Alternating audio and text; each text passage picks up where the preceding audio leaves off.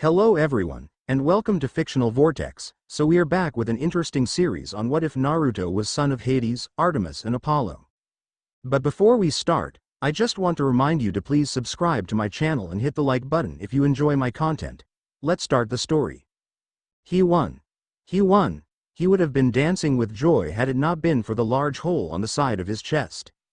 Naruto Uzumaki's mission was simple enough: find Sasuke, kick his then drag him back to the village.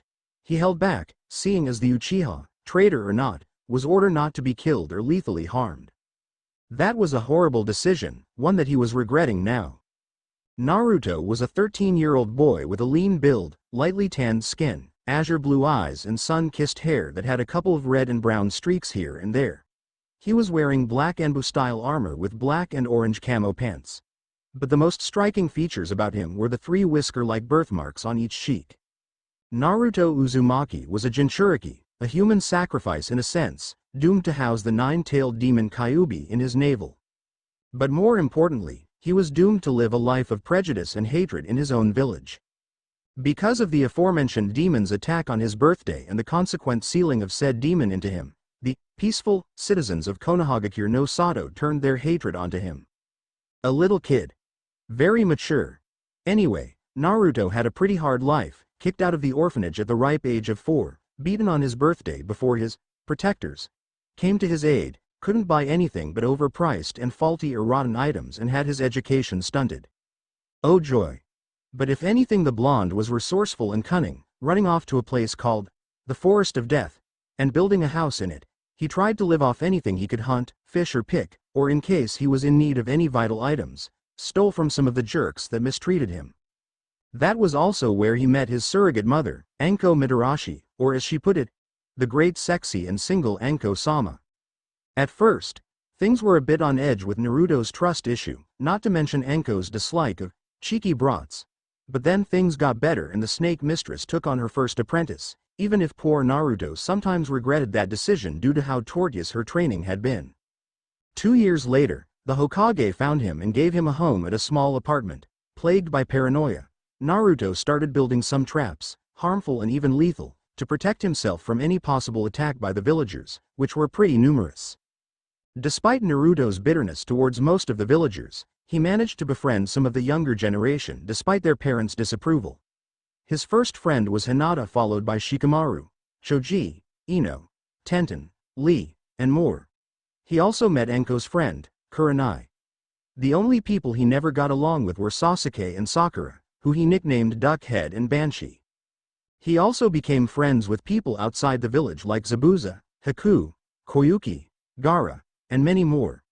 He went on tough missions and battles, but managed to make a new friend on most of them. Naruto sighed and groaned in pain.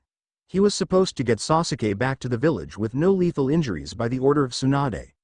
She wanted to class the Uchiha as a missing nin, but the council wouldn't let her, stubborn idiots. He completed the mission.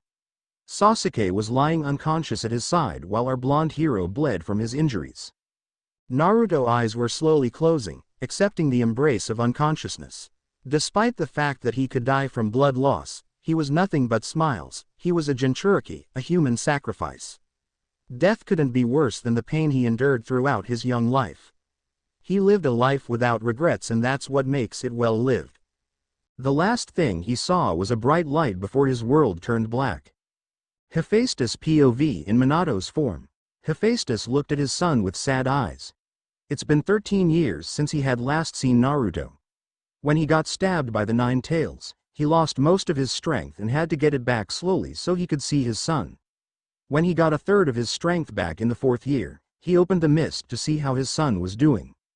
When he saw what happened, he had different emotions. One of them was anger at the village.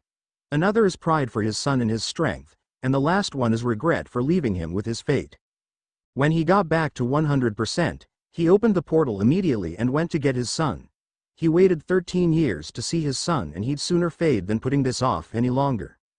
Now, here he was standing above the body of his injured son, one of the best and surely the most determined lads he ever had, with tears threatening to fall from his eyes. "I'm sorry, Naruto," Hephaestus thought. "I should have never sealed that thing into you." I'll make up for the mistakes I made and help you become a strong demigod. He suddenly sensed another presence and he turned to see Kakashi stare at him with wide eyes. SSSSS sensei. Kakashi stuttered out, his eyes widened in disbelief. Hephaestus turned to him and gave him a strong glare. Hello Hitaki. Glad to see you're here till you can pick up the Uchiha, Hephaestus said coldly, and just so you know, I saw everything you and the villagers did. Kakashi paled at that. I saw how the villagers tried to hurt him, physically and emotionally, how they tried to stunt his growth, and I saw how the 3 people I trusted abandoned him for very pathetic reasons. You are like the villagers. You abandon someone you're supposed to keep watch on and dismiss your motto. Those who abandon the mission are trash, but those who abandon their comrades are worse than trash. It seems as though you think it doesn't apply to you. You're a hypocrite and a failure in my eyes, my foolish student. He then formed a fire portal and turned away from him. Every village will know about this, about how the village treated Naruto. I hope you're proud of yourself. He then left, leaving a grief-stricken ninja behind. Kakashi fell on his knees, lost and devastated by this. He had let his hatred blind him, not to the point of hurting his sensei's son, but to the point of ignoring his pleas for help and acknowledgement, seeing him as the cause of his sensei's disappearance. What have I done? He questioned himself. Hephaestus' workshop. Hephaestus sat Naruto down against the wall. He grabbed some nectar and ambrosia and fed it to his son so his healing would increase. Immediately, the hole started healing up and it looked like it'll heal in minutes. Hephaestus nodded. Okay, now I can work on my projects. Just before he could do anything, there was a flash behind him and he looked to see Athena glaring at him with her patented glare. Hephaestus, tell me, why did 4 volcanoes erupt in Asia just now? Athena asked with narrowed eyes. Hephaestus sighed. This would take a lot of explaining to do. 15 minutes later, Athena thought for a minute at what Hephaestus told her. She should tell father about this, but Hephaestus told her to keep it a secret for a while. Understandable, considering father might kill Naruto. Also, she was intrigued with this boy. He was really intelligent from what she heard, not in book smarts but more in her domain, battle strategy and tactics. He was also resourceful and cunning, one of the many things she values. Maybe. Hephaestus. The forge god looked at her, waiting for her to continue. I have a suggestion. You need help to protect the child when Zeus finds out. You cannot take him alone. How about I take him as my champion? Hephaestus looked intrigued at the prospect. He would need help and Athena is one of smartest and most responsible Olympians. Hephaestus nodded. Okay. You can make him your champion. Just make sure you protect him. Athena nodded and flashing out, leaving the forger to do his work. Hours later, Naruto slowly opened his eyes, still a bit drowsy and sore. After they adjusted to the light, he looked around to see where he was. When he saw the place, his eyes popped wide open. He saw weapons of every kind, from past to present, some he doesn't even recognize. Bows, swords, kunais. He even saw some seals, much to his excitement. Seals were his favorite weapons to use. Like them? Naruto turned to see a burly man at his side, sitting down on a large chair. The man was burly, big enough to crush him. His face looked to have lots of boils and he had a scruffy beard on him. He was wearing a jumpsuit with lots of grease on it, and if you looked closely, you could see a small smile on his face. Naruto's eyes shined with excitement. Like them? I love them. Especially the seals. Oh, I would like to test out every single weapon and I would love to use that workshop to build a weapon of my own. He kept talking in an excited voice, until he remembered something. Then he turned to the man, his eyes narrowed. Who are you and where are we? Hephaestus smiled. We're at my workshop. Here, I build any weapon for my siblings, father, mother, uncles, and aunts. He got up from his seat and stretched his back. As for who I am, tell me, do you believe in gods? Naruto thought the question was a bit strange. Naruto looked thoughtful for a minute, then came up with an answer. Well, I can't say I do or don't. I've never seen one before and there are endless possibilities. I guess I'll believe it when I see it. Hephaestus held out his hand and created fire right in front of his eyes. Naruto's eyes widened, then widened even more. The man just formed fire without any hand seals. And just now, he could sense the power of this man and he was stronger than the 9 tails. My name is Hephaestus, but you know me as Minato Namikaze, god of the forges, fire, and volcanoes. son of Hera and Zeus and your father. 10 years later. Percy looked shocked at how many arrows were sticking out of Thorn, the manticore. Inwardly, he was cursing any of the gods or goddesses immensely. He just wanted one normal time with Talia, Annabeth, and Grover, but that seems to be too much to ask for. He doesn't blame Grover for this, but come on, how many times does he have to fight monsters? Thorn hissed in pain and pulled the arrows out. He looked at the blonde-haired girl with gray eyes, named Annabeth Chase, when she sighed in relief, the hunters. A girl who was wielding a spear and dressed like a punk, with lengthy black hair and hands sparkling with blue lightning, groaned, "Oh wonderful." Percy looked to where the arrows were shot from and was shocked. The attackers were young girls, most of them his age and some appeared to be a year or two younger. One stood in the front, a girl with long black hair and a silver circlet around her head, and in the back was a girl who barely looked 12 or 13. She had the aura of a leader. "Shall I end it, milady?" the one in the front asked. "No," the 13-year-old girl said, "he is going to do it." Zoe smiled at that, confusing the demigods. Who are they talking about? "Why, you cannot do this," Thorn snarled, glaring at the huntress with hate, anger, and fear in his eyes. "It's forbidden by the ancient laws." "On the contrary," the girl said, "all wild animals fall under my domain, Manticore, and last time I checked, your species could be considered such. Besides," the girl got a small smirk, "it's not me you should be worrying about." "What are you talking about?" Thorn snarled. "Who else is here? How about look behind you and find out?" Thorn turned around, just in time to see a giant axe embedded in his chest. Thorn howled in pain and on his knee. He looked up to see a gray cloak-wearing hooded man. How did you sneak up on me?" Thorn said weakly, glaring at the man. The man pulled out the axe and readied it for a swing. "I don't tell my skills to the enemy." He then chopped off the head, making Thorn turn to dust. The man put his axe behind him and pulled out a bow from in his cloak and pointed it at someone behind the hunters. He let it fly, hitting the helicopter and embedding it inside the pilot's chest. The helicopter went haywire and crashed in the ocean. There were a few minutes of silence. Percy, in sheer amount of bravery or stupidity, pulled out Riptide and pointed it at the man's neck, making every hunter, including the leader, pull out their bows and point the arrows at Percy. "Who are you?" Percy asked, ignoring the glares the hunters were sending him. The man sighed. He put the bow back into his cloak and pulled his hood down. Annabeth, Talia, and Grover gasped while Percy looked at him. The man looked at least 17 or older. He had sun-kissed spiky blonde hair, with red and brown streaks on top, and his eyes were a mixture of sky blue, fiery red and stormy gray. He had tan skin and exotic whisker marks on his cheeks. Annabeth and Talia looked shocked, extremely happy, though Talia was trying to hide it, while Grover looked as if he just found Pan. "I am Naruto Uzumaki Namikaze," the teen said, "son of Hephaestus and champion of Athena. Pleasure to meet you, Perseus Jackson." Naruto gave him an offer hand. Percy, after getting out of his shock, took it. It was after they finished shaking hands that Naruto punched him hard on the jaws. Percy stepped back, held his jaws in pain, and was about to uncap Riptide when he felt an intimidating presence that almost made him choke in air. It felt like the time he, Talia, Annabeth, and Grover met Hades, just not as thick. He looked up to see Naruto glaring at him and eyes changing to pure red. "That," Naruto growled, glaring at Percy with rage in his eyes, "was for endangering the other's squid head.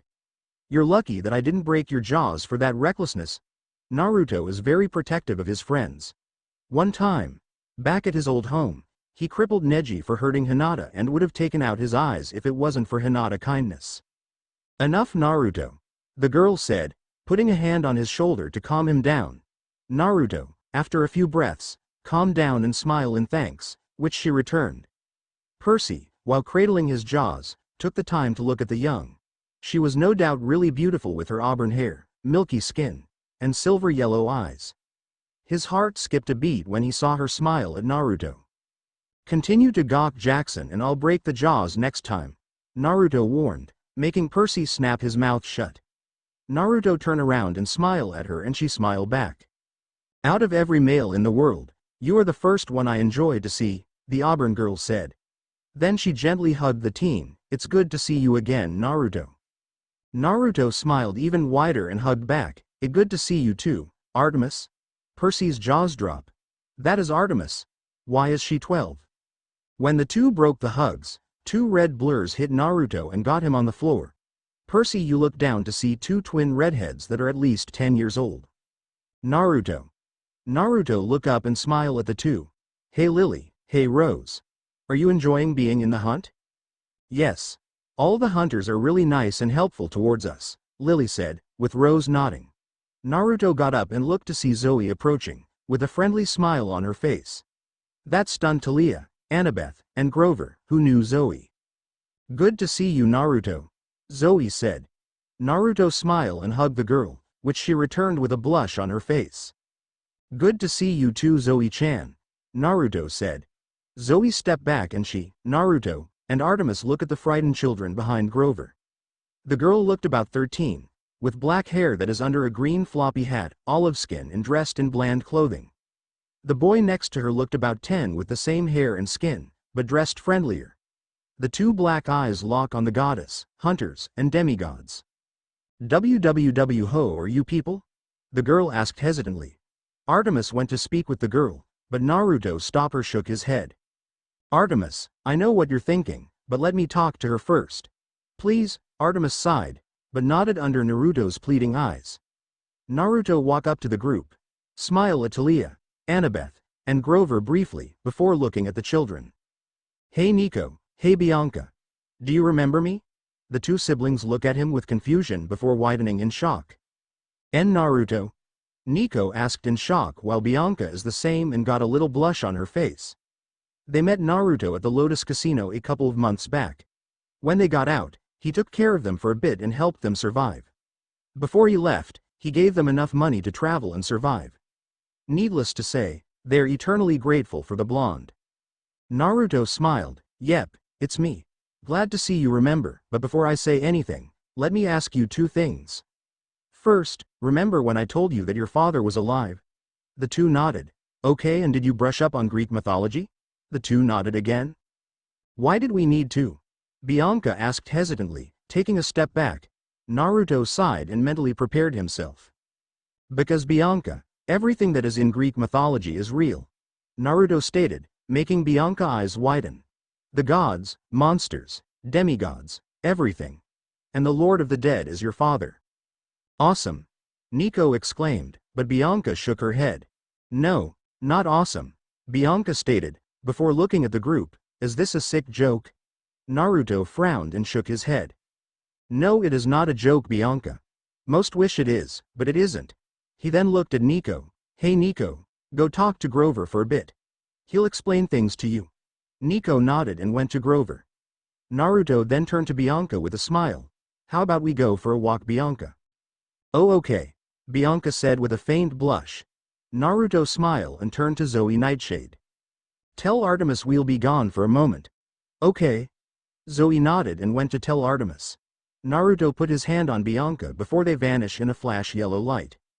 Percy saw the flash and cried, "Hey, where'd they go?" "Unknown." Naruto and Bianca reappeared at an unknown place and Bianca fell down, gasping for breath. Naruto smiled apologetically at her and gave her a bottle of water. "Sorry about that," he murmured. "I forgot that other have problems when I use Hiroshin. Must be because we briefly cross Arrow King, aka Zeus, territory." "What was that?" She breathed, wide eyes and out of breath. Naruto smiled. "A technique only my father and I know," Naruto said, as he helped her stand. "It's a technique that helps get you from one place to another. It involves opening time and space and can teleport from one place to another." "Wow," was all Bianca could say. Naruto grinned. "Yeah, it really is a useful ability for anything." Then Naruto turned serious. "Okay Bianca, I'm gonna give you 3 choices. But listen fully before you choose." "Meanwhile, where are they?" "They've been gone for half an hour," Percy exclaimed, pacing back and forth. Talia is sitting on the wall, Annabeth is reading a book, and Grover is playing Mythomagic with Nico. Grover looked up from the game. He and Nico are playing. "Relax Percy, Bianca is perfectly safe with Naruto." "How do you know?" Percy asked with a frown before holding his jaws. "For all we know, he could be a spy for Lou." Before he could finish, a knife and a spear was embedded near his legs. He looked at the weapons, wide eyes, and then looked up to see Talia and Annabeth glaring at him.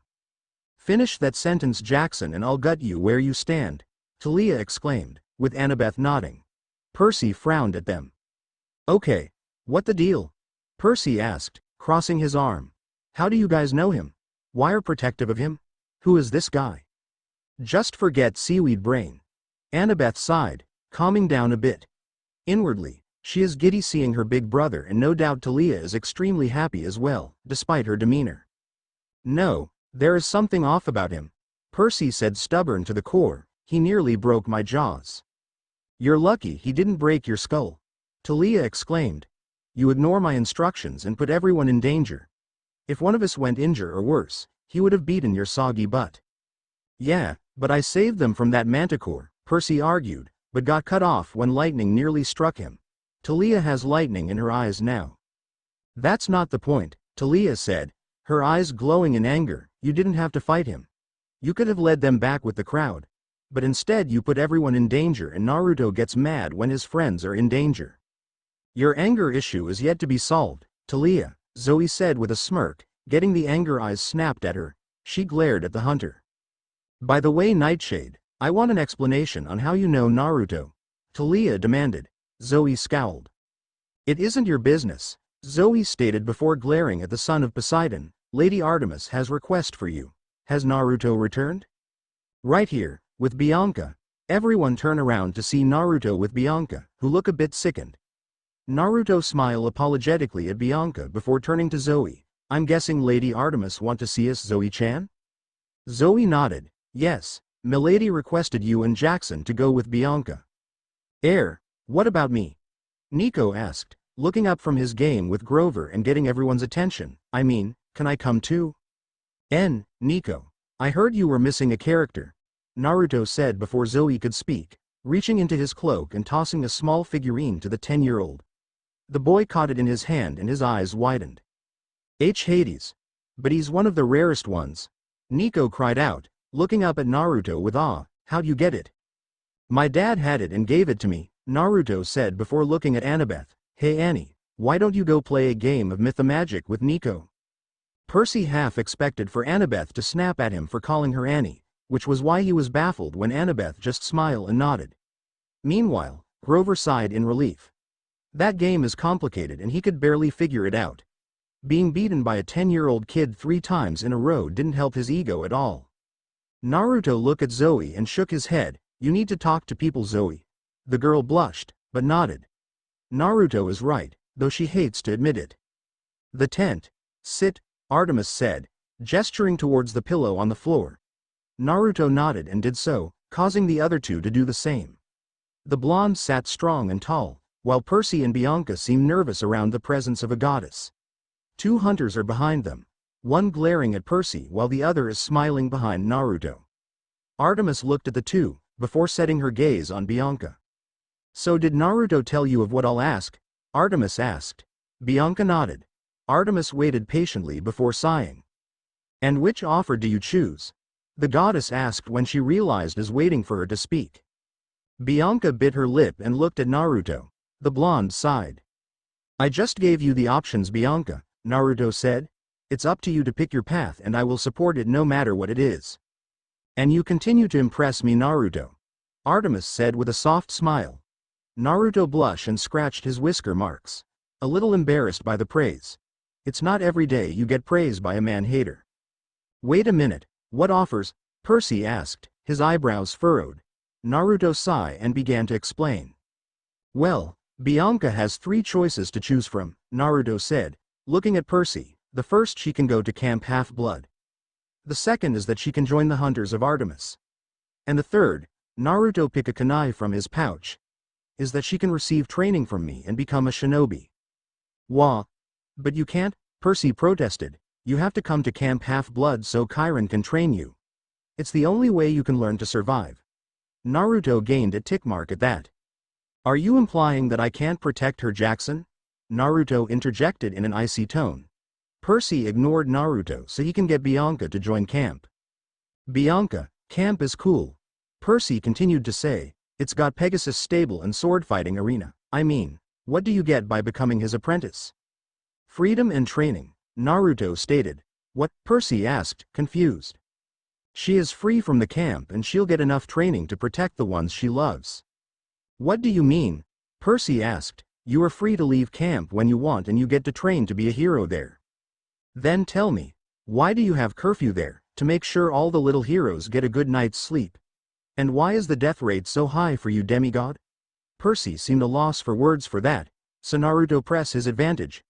With me, she can learn to stand on her own 2 feet, to not to fear the creatures of the dark, and can learn to protect the ones she cares about. She'll learn everything I know and become strong. This is crazy, Bianca, Percy muttered, switching gears. What about you, brother? Naruto can't have 2 apprentices, can he? And you would rather her be with the hunters? Naruto interjected once again, to become immortal, to never see her brother again. With me, she can be allowed to stay with her brother, no consequences. But it is not your choice. Naruto then turned to Bianca, it's hers. Bianca looked at Naruto, then at the goddess and, after a few minutes, finally made her choice. I don't want to be afraid, Bianca called. I don't want to lose my brother, but everything happening in so fast pace.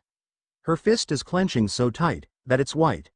I know what I'm going to say is selfish, but Nico has been my responsibility for the longest time. I want to be free, to be my own person. I offer you that, Naruto said. You are free to go back to your brother at any time, but you can have the privilege of hunter and a shinobi. Freedom to go anywhere you want. And I will teach you to survive this world and give you the power to protect your family. There is much beauty in the world and I don't want you to miss out. You can even teach your abilities to your brother. So what do you say? Bianca bit her lip. An offer like that is something no one can refuse.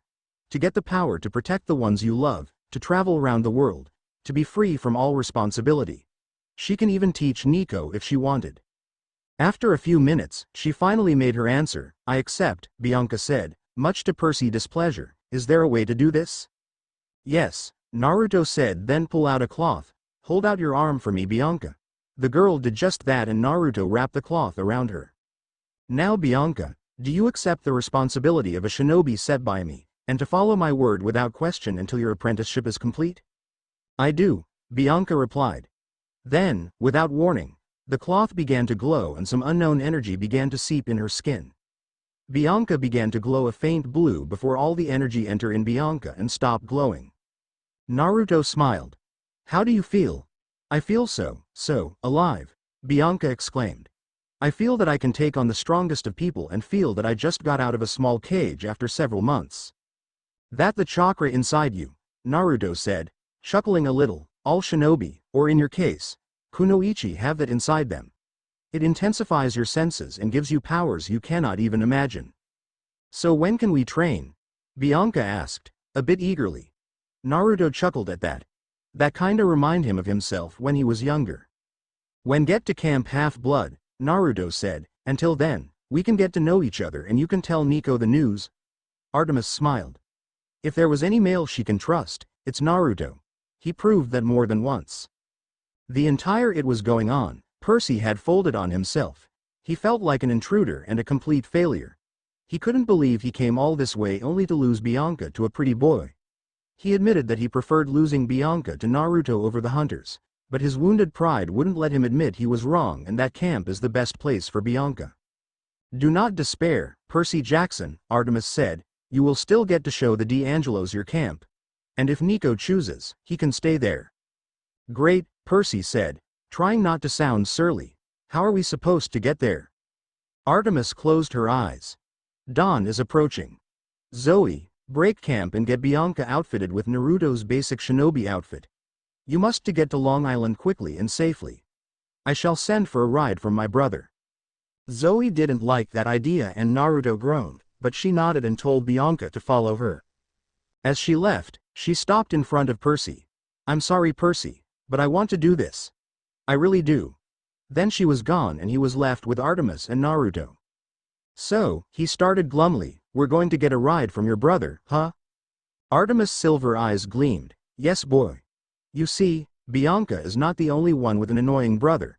It's time for you to meet my irresponsible and overprotective brother, Apollo. Naruto winced at the overprotective part. That's an understatement. Is your brother still angry with me? Naruto asked. Artemis sighed. I'm not sure, but he will not attack you. Otherwise, Artemis' eyes harden a bit, he would have to deal with me. When Percy and Naruto walked out the tent, the blonde-hair boy was immediately stopped by Annabeth. When he was in the tent, Annabeth was holding in a lot of emotion. Mainly wanting to see if that was really Naruto and hug her big brother to death. Now she got the chance and she's not gonna waste it. Is that you, Naruto? Is it really you? She asked. Naruto smiled at the girl and rubbed her head. Yeah, it's me, little Annie, Naruto said affectionately. The girl finally let her emotions go and hug him to death, tears streaming. Percy looked shocked. In the 2 or 3 years he knew Annabeth, he knew that she is a strong girl and would never show emotions like this to anyone. Plus, he felt something uncomfortable in his chest when he saw the two hugging like this. Gods, Naruto, Annabeth croaked out, burying her head in his shoulder. What happened? Everyone thought you were dead. Many things, Annie, Naruto said, looking at her gray orbs. I'll tell you and Taliah-chan when we get back to camp and settle in. At that, Annabeth conceded and hugged him harder. I miss you, Naruto. I missed you to little Annie. When this was happening, the hunters and Percy was looking at Taliah as she approached the boy. Annabeth moved aside and the two stared at one another. Hey Taliah-chan, Naruto said warmly. I miss you as well.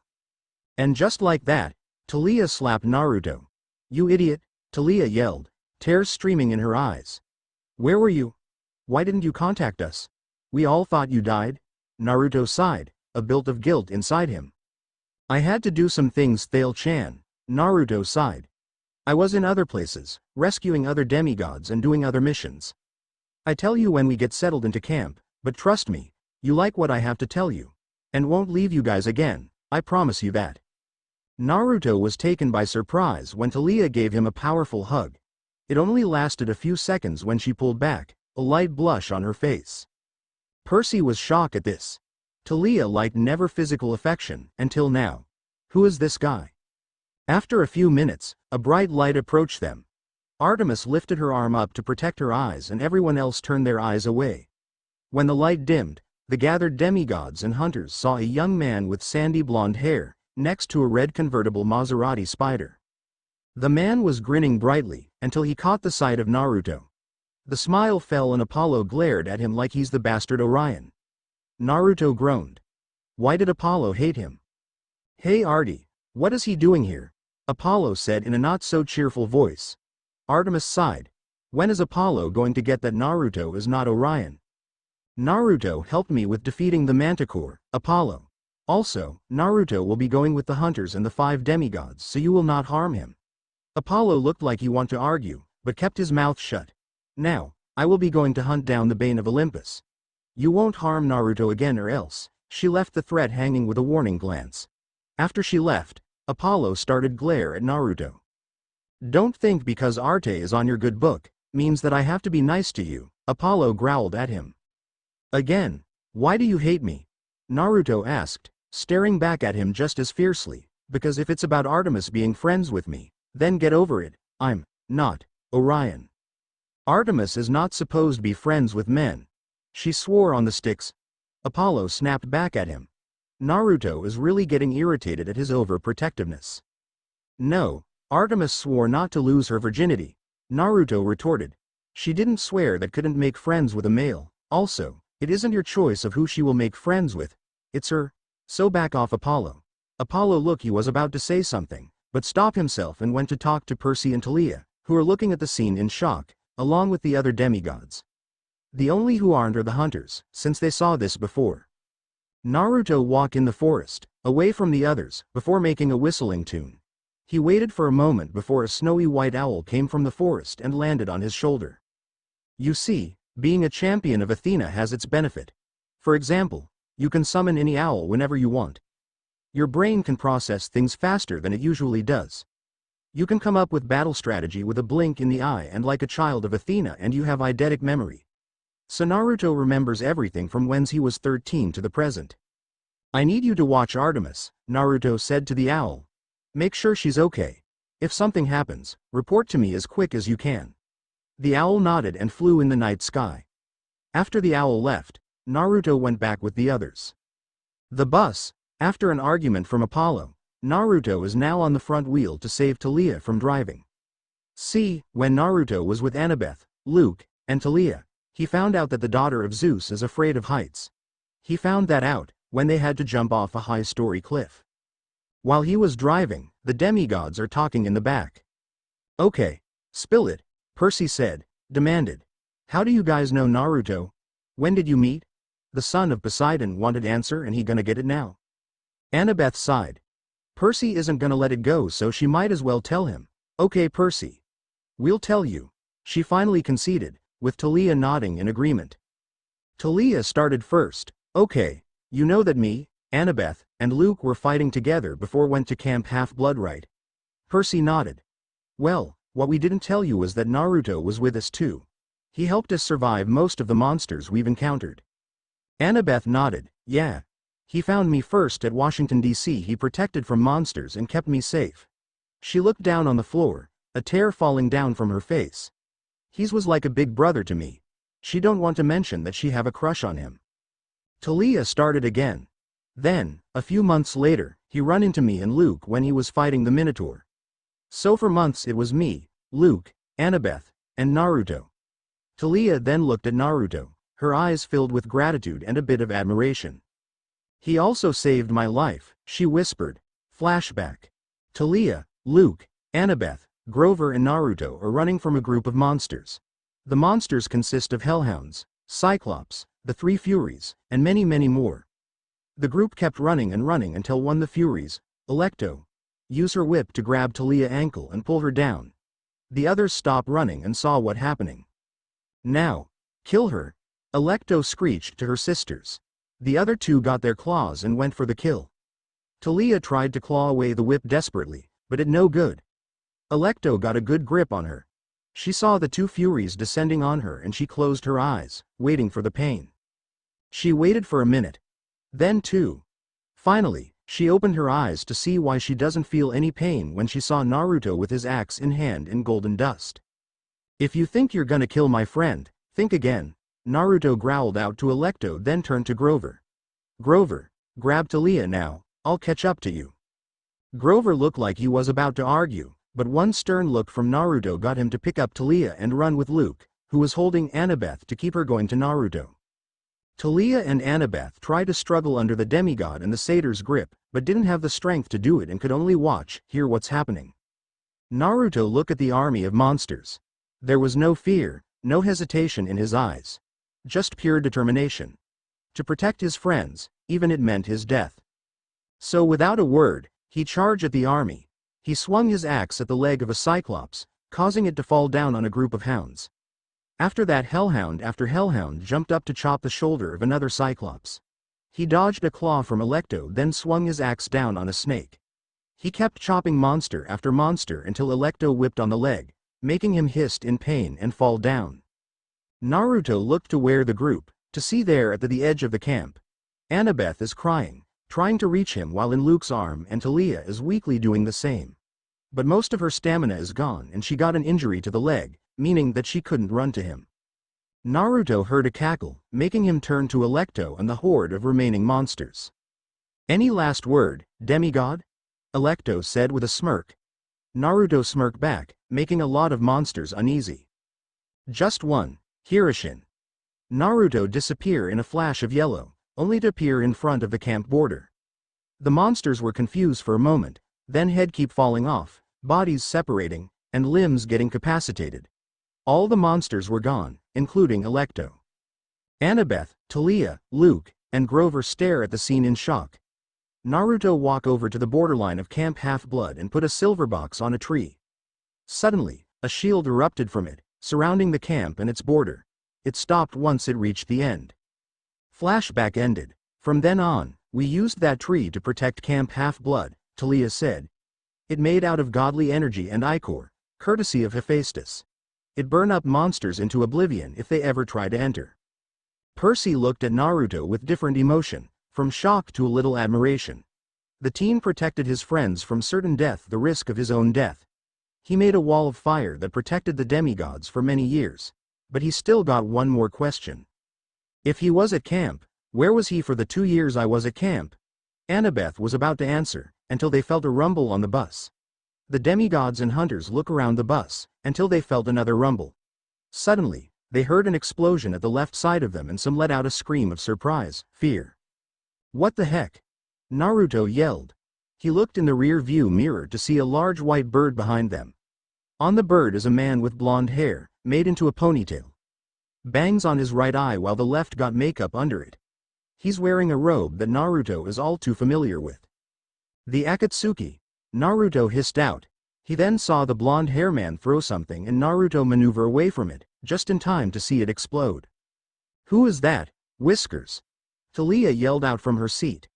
Naruto dodged another of those bombs and gave her the quick version. He is one of the Akatsuki. AS-rank ninja from my world. They're extremely dangerous and their goals are to collect all of the tailed beasts. He moved away from another bomb, making a few people scream. Thalia clutched her seat tightly, her phobia acting up while others hang on to dear life. Hang on people. Naruto called out. Naruto then flipped a switch, making the bus change into something else. The bus shape turned circular, wings spread out of the sides. The inside changed as well and the front changed into a pilot seat. The front slowly turned sharp and 2 windows spread on top. The color also changed into black. The bus changed into a jet. Naruto flew the jet up and flew it over the bird. He then went behind and got 2 guns out of the bottom. Okay birdie, eat bronze bullets. Naruto started shooting, but the man came prepared. He sent out tons of spiders, protecting him and his ride from the bullets. The blonde then turned around and sent out dozens of birds. Naruto shoot them easily, but the man kept sending more and more. Naruto gritted his teeth in frustration and turned to the others. Jackson, Annabeth, I need you two to control the guns while I drive. The two didn't argue and did just that. The son of Poseidon and the daughter of Athena went to the co-pilot seat and started shooting bird after bird, making them explode. Naruto then opened a red button and a missile shot out from the cargo hold. The man's eyes widened and he moved away, but it was too late.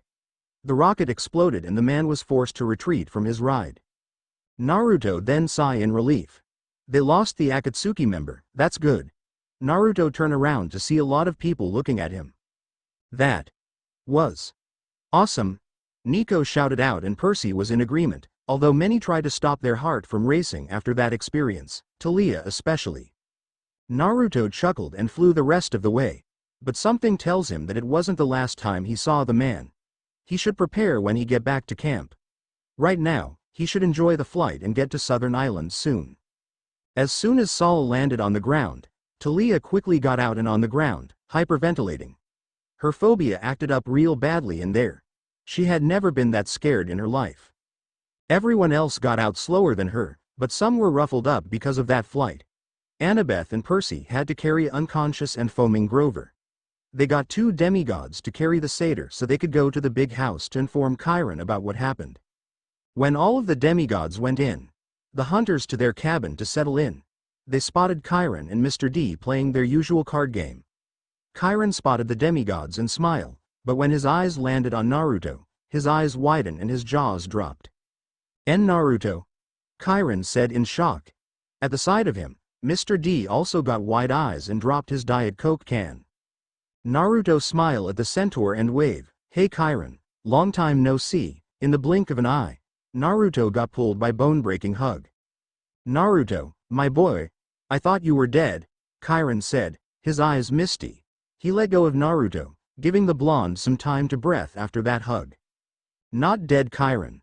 Just injured. Had to heal up before I could come back," Naruto said.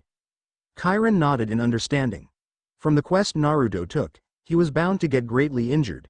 But where had the blonde been for the past 5 years? Behind Percy, Mr. D slowly went to Naruto, holding that shock expression.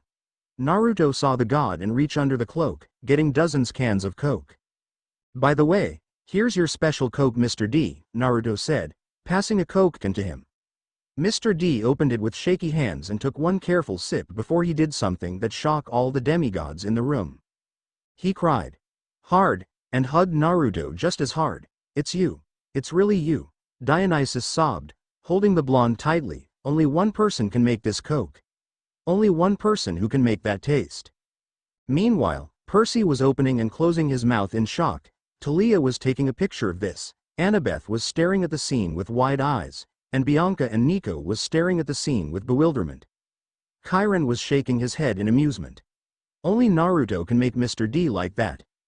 Naruto, while still being hugged, was slowly turning blue and losing oxygen. Dionysus finally noticed what he was doing and let go of the blonde and disappeared with the coke. Everyone blinked for a bit before Chiron spoke up. Well, moving on then. He then turned to Bianca and Nico. Seeing two new demigods here, I assume you completed the mission? Yeah, about that, Percy began. What's wrong? Chiron asked. Percy was about to speak, but Naruto beat him. I'm training Bianca to be a shinobi. Naruto said, I saw potential in her and decided that she could be trained. So she's being trained to become a shinobi, Chiron said.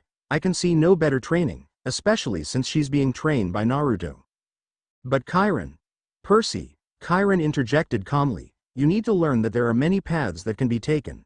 Bianca chose her own path. Percy sighed. He should stop taking it so personally. After that, they informed Chiron about their quest. By the end, Chiron was frowning. Well, this is troubling news, Chiron said, but it's best to leave this in Artemis's hand. Hunting is in her nature. Now, let's talk about one more thing. Chiron turned to Naruto. Should I gather the counselors so you can explain where you went? Naruto nodded. Chiron got up and galloped out of the big house, to get the other counselors, leaving the demigods over here. 18 minutes later, Naruto was showing Bianca the different kind of weapons shinobi use. Grover is playing Mythomagic with Nico, and Annabeth and Talia talked to Percy about their past adventure with Naruto. Speaking of which, Percy doesn't know what to think about the blonde. On one hand, Annabeth, Grover, Chiron, and Talia are friends with the blonde. On the other hand, he nearly crushed his jaws when they first met. But now, he's a lot friendlier.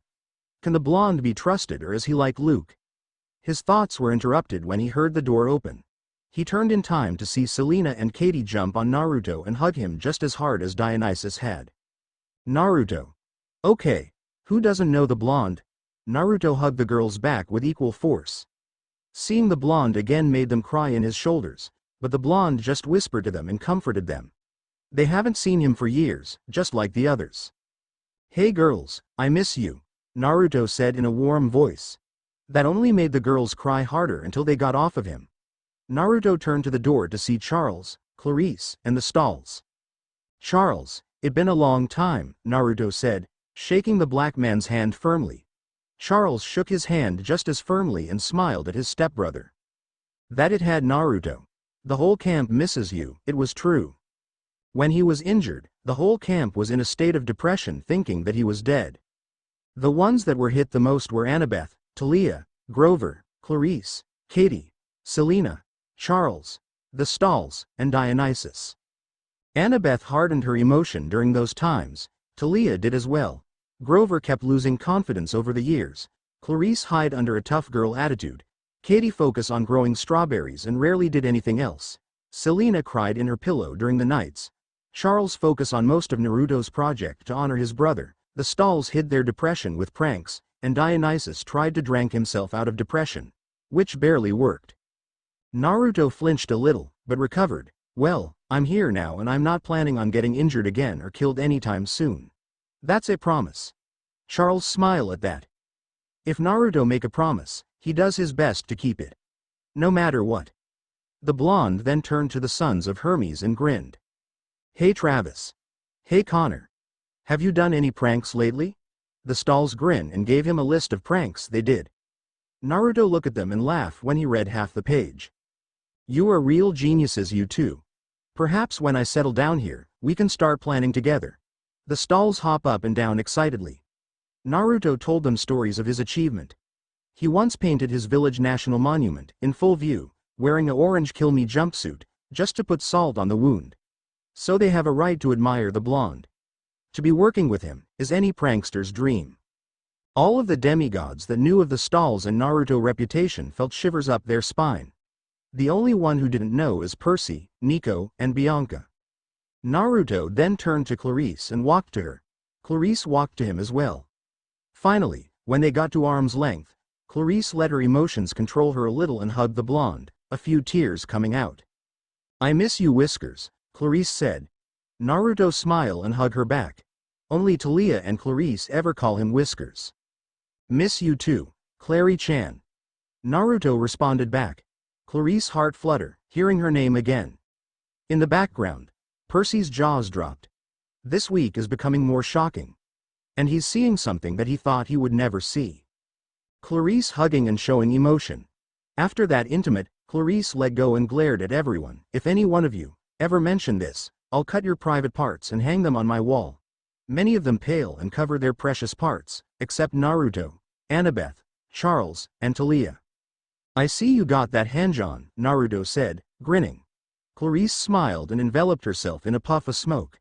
When the smoke cleared, Percy's jaws dropped. Clarice was not the burly girl he saw. In her place was a girl with crimson red hair, heart-shaped face, and a more cute but strong figure, and hard purple eyes. Naruto grinned at her, making the girl blush. During those years, she used this disguise so no guy would try to take advantage of her. Especially her siblings, since they would try to rape her even if they're siblings. She also turned into a tough girl, so she would gain respect from everyone. Now, she doesn't have to use the henge anymore. Naruto then turned to everyone. "Now let's get this meeting started." A few minutes later, after everyone settled in and took their seat, Percy asked a question he'd been wondering about.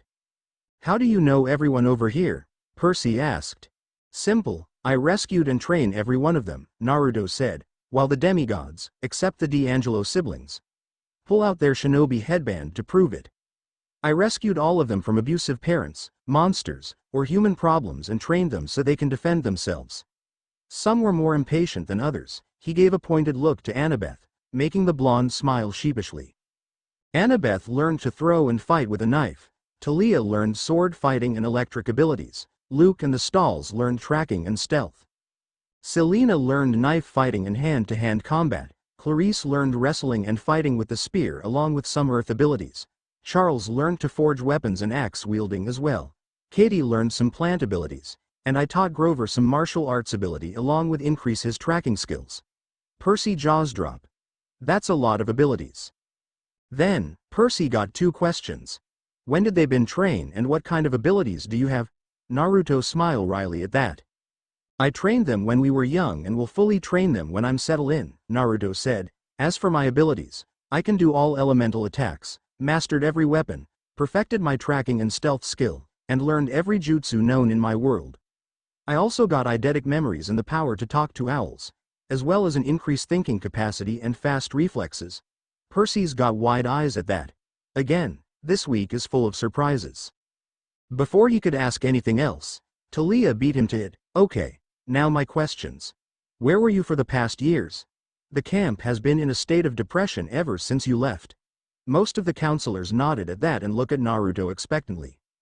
"I've been healing my wounds," Naruto said, showing the wound. Everyone gasped and Grover fainted on the spot. On Naruto's chest is a 2-foot-long scar that is close to his waist. The wound needed serious attention and that wasn't the only injury. After that, I've been doing jobs for Athena. Rescuing demigods and killing monsters, including Arachne. Everyone gasped and Annabeth whimpered in fear. Arachne is well known to the demigods, especially Athena's cabin. Speaking of demigods, Talia, I will need to talk to you. Talia looked curious and nodded. "Okay, any more questions?" Charles raised his hands. "Yeah, when will you train us?" Charles asked everyone silent question. "Tomorrow, starting in the morning," Naruto said. Then grinned evilly at everyone. "Be warned though, if you think my training on the road is bad, then prepare for the torture I will unleash on you." Many people shivered and some whimpered. Naruto's training is the worst. You would come out with better training, but with a lot of aching muscles. They're in for torture tomorrow. Annabeth asked the next question. "How do you know the hunters?" "I met them at California, when I was rescuing a few women from a bunch of rapists," Naruto said. "They were impressed with me, especially since I brutally killed those bastards." "How did you kill them?" Clarice asked, eager to hear. Naruto smirked and showed all of them a picture. The men paled when they saw the picture while the women gave Naruto cheers and smile. Since then I've been working with the hunters and Artemis, rescuing other demigods, Naruto said. I also taught them that not all men are bad. One more question, Taliah said. Are you gonna stay here? Naruto smiled, answering her question. Yeah, Thale-chan. I'm staying, Naruto said. Taliah beamed before Chiron walked over to the counselor and stomped his hooves to get their attention. Okay. Now that all the questions are answered, Chiron started, we're gonna play a game of capture the flag. But we don't have Percy, Chiron interrupted, it's a friendly game we play when the hunters come here. Yeah, real friendly, Taliah muttered. Naruto smirked. So we'll be playing against the hunters, Naruto said. Excellent, I've been meaning to test the hunters' skills and try out some new weapons. Everyone that knew Naruto either grinned or shivered. Naruto is a beast when it comes to fighting. Some of them started pitying the hunters. They're going to face the toughest challenge ever. Outside, after everyone left, Naruto led Taliah to the forest, with Annabeth, Percy, and Grover behind him. During the walk, Naruto had been attracting stares from the other campers, whispers, and blushes. The campers are all surprised to see Naruto, and the girls who didn't know them either had blushes or nosebleeds. After a few minutes of walking, Naruto stopped and turned to Taliah. Okay.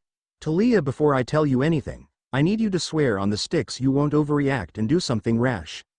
Okay. Taliah looked suspicious, but did as he told, so did the others. Okay. Taliah, remember when you told me about your brother? Taliah nodded, but looked confused. Percy's eyes widened. Taliah has a brother. Where is he? Well, I found him, alive and safe. He's not dead, Taliah, Naruto said, making Taliah's eyes widen. Taliah didn't say anything. Just stare at Naruto with wide eyes. Then after 5 minutes, she asked in a shaky voice, he's alive? Yes, he is. Naruto said, then his tone turned somber, but I can't tell you where he's at. Before Taliah could yell at him, Naruto stopped her and finished. The reason I can't tell is because Zeus made me swear on the sticks that I wouldn't tell the location. It was supposed to be a secret, but I found out by accident. So now, Zeus made me swear not to tell the location. Taliah was quiet for a few minutes. Finally, she reluctantly nodded at the blonde's words. Then, without warning, hugged Naruto and cried on his shoulder. Naruto did nothing but hold her. You better be telling the truth, Whiskers, Taliah said quietly, her tears still streaming. Her brother is alive. Her brother is safe. And there will be nothing to stop her from going to him. Naruto walked around the camp, looking at the cabins. His friends are either training, sleeping, or wondering like he is. He is enthralled by the unique cabins. Each one tells the gods or goddesses' personality and or realm. His favorite ones are Artemis, Athena, Hephaestus, and Hermes. His least favorite are Zeus, Hera, Ares, and Aphrodite. He strode past all the cabins, stopping at Artemis' cabin to say hello to the hunters, and went to Hephaestus' cabin. He entered in and was met by the sound of cheers of all his siblings.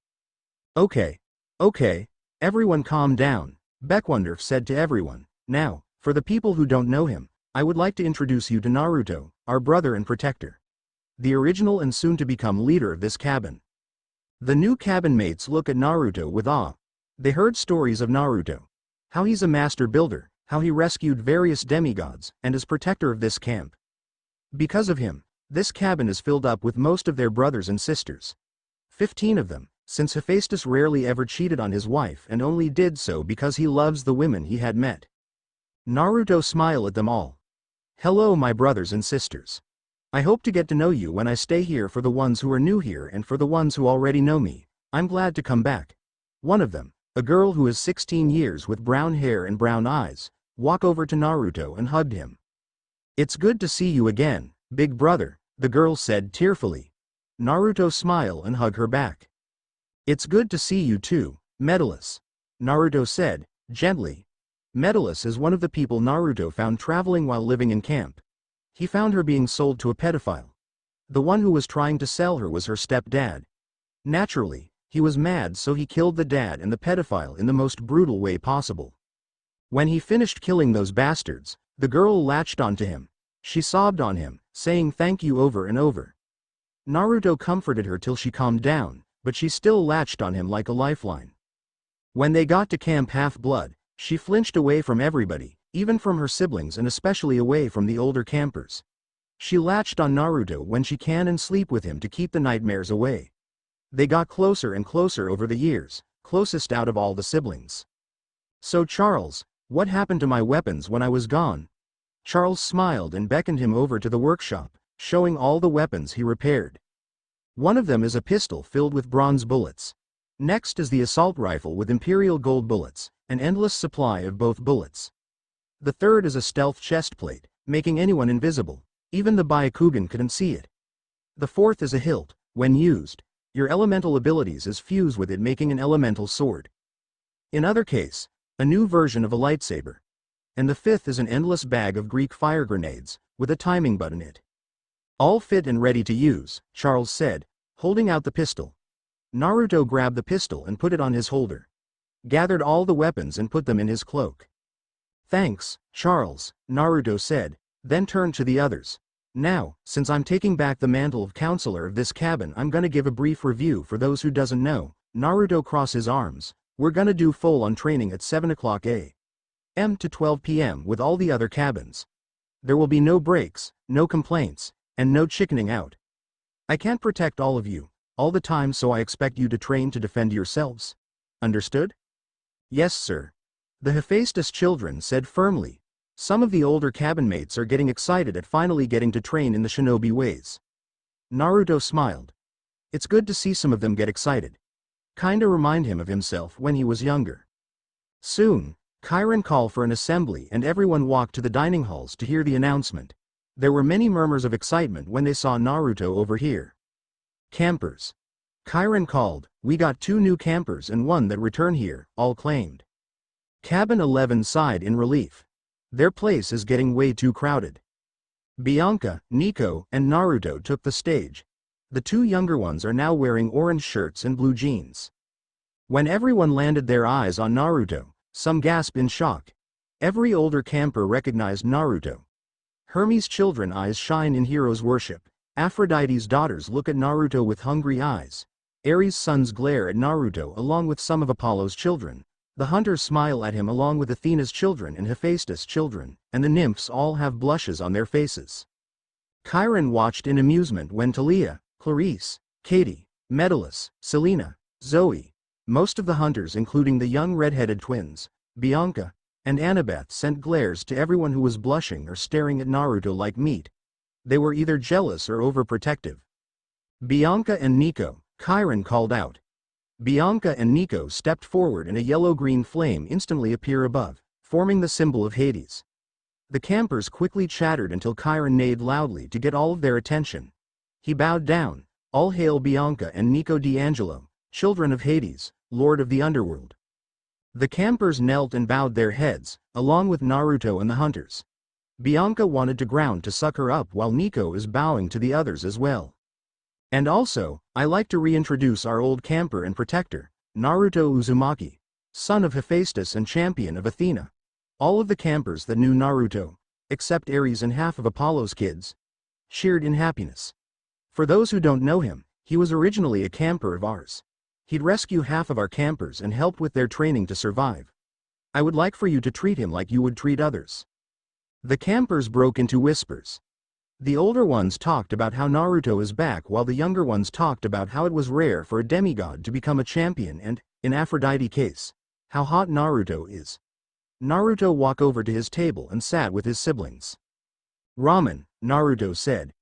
A bowl of ramen appeared instantly and Naruto ate with gusto. His siblings smiled at him. Naruto loved to eat ramen, especially on a special day. As Naruto started to eat, one of Apollo's children, Michael Yu, walked over to Hephaestus' table. "So you're Naruto, huh? You don't look so tough," Michael said arrogantly. Naruto turned to him with a bored expression. "This is coming from a guy who would run at the first sign of the war children charging at you." That got some laughs from the campers and Michael turned red with rage. "Oh yeah, well, hey, don't dismiss me," Michael exclaimed when he saw Naruto turn away from him.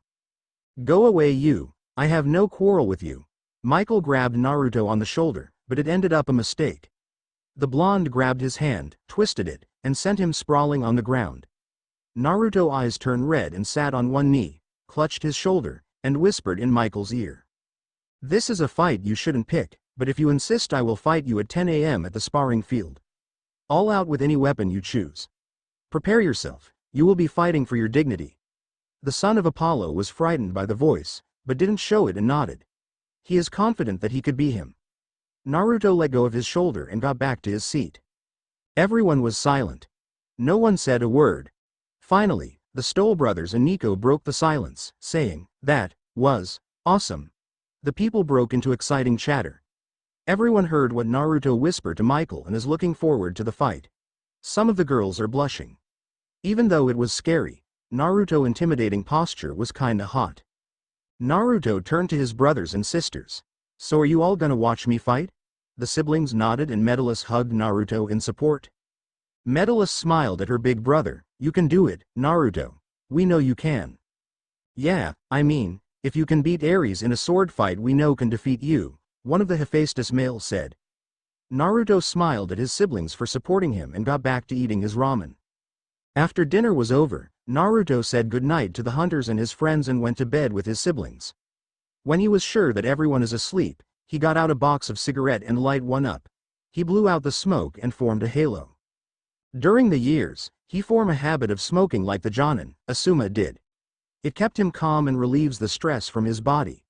But he sometimes had to hide his smokes because Talia, Annabeth, Artemis, basically any of the girls who are close to him tries to stop him from smoking and he doesn't want that. Sighing, he put up the cigarette and got to bed, dreaming about building many weapons. Morning. All of the campers gathered at the arena to watch the fight or what others think, the epic beat down. Michael is now target practicing, wearing flexible armor. The Apollo cabin is offering him encouragement for the battle.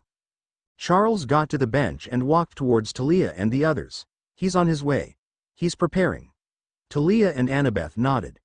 Percy looked at the two, curiosity filled his eyes. "Hey guys, how strong is Naruto?" "I know his abilities, but exactly how strong?" Percy asked. The people who knew Naruto smiled. "Strong enough to defeat all the younger Olympians, save for Hephaestus, Artemis, and Athena," Annabeth said, causing Percy's mouth to drop. He turned to the others, who nodded in confirmation. "Naruto faced more things than we did when he just 5 years old," Grover said. Sadness filled his eyes. The other also had sadness in their eyes, making Percy confused. "What are they sad about?" Before he could ask, Michael spoke up. "Where is he? Did he chicken out?"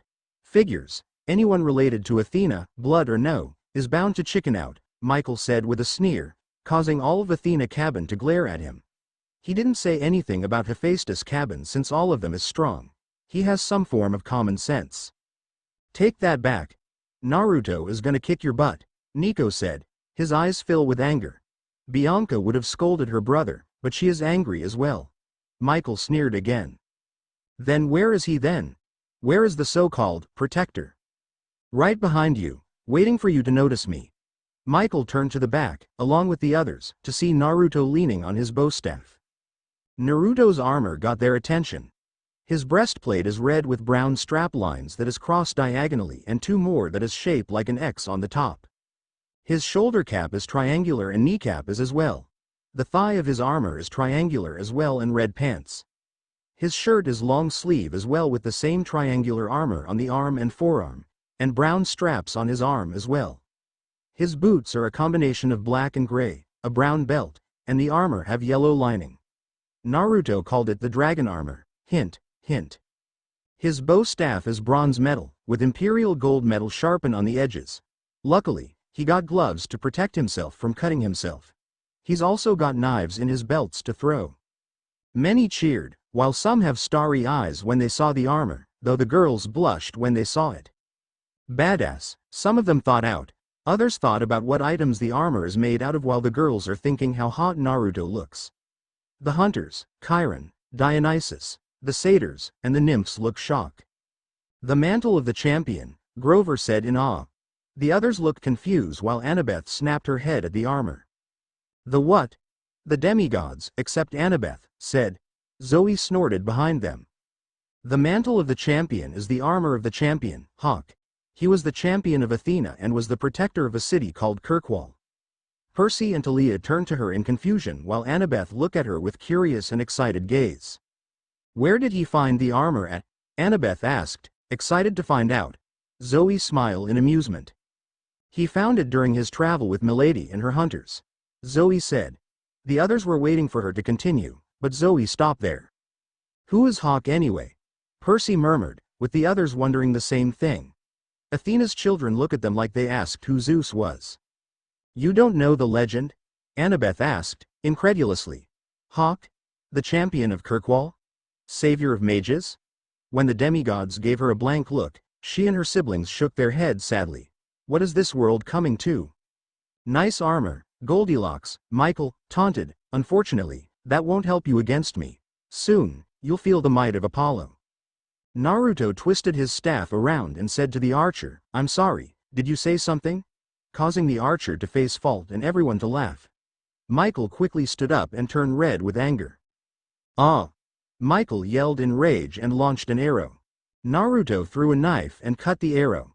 Michael launched arrow after arrow with Naruto cutting them up with his throwing knives. Finally, after running out of arrows, Michael grabbed his short sword from his back and charged at Naruto. Naruto twirled his staff and met the sword with his staff. Naruto pushed back and stayed on the defensive. Michael quickly got frustrated. He kept attacking and attacking, but no cuts were appearing on Naruto, and the worst part is that Naruto is not on the offensive yet. Finally, Michael reached his breaking point and yelled in frustration. He did a deep slash, but was met with nothing. The blonde disappeared. Michael looked around the arena till he heard the voice. "Prepare for my village secret technique." Many of the campers paled and rubbed their butts. Everyone realizes that Naruto is gonna do that technique. Michael twisted around rapidly until he felt something. He face twisted in agony until he screamed and bounced off like a hawk, holding his butt. 1,000 years of death. Michael continued to scream in pain until he landed in the lake. Everyone stared for a minute until they all fell down laughing. Hermes and some of Apollo cabins fell down laughing. The girls in every cabin giggled madly. Nico and Percy laughed until tears were in his eyes. Talia was grinning like mad. Annabeth and Bianca trying to hold back their giggles, and Ares' cabin is laughing their butts off. Only the hunters and Dionysus didn't laugh, although they got smiles on their faces. The twin red-headed hunters giggled cutely and Chiron was chuckling softly. "Okay. The winner of this fight is Naruto Uzumaki." Everyone cheered, especially his friends and siblings. Soon, his brothers, sisters, and friends carried him up and walked towards the field, leaving a dazed Michael in the water.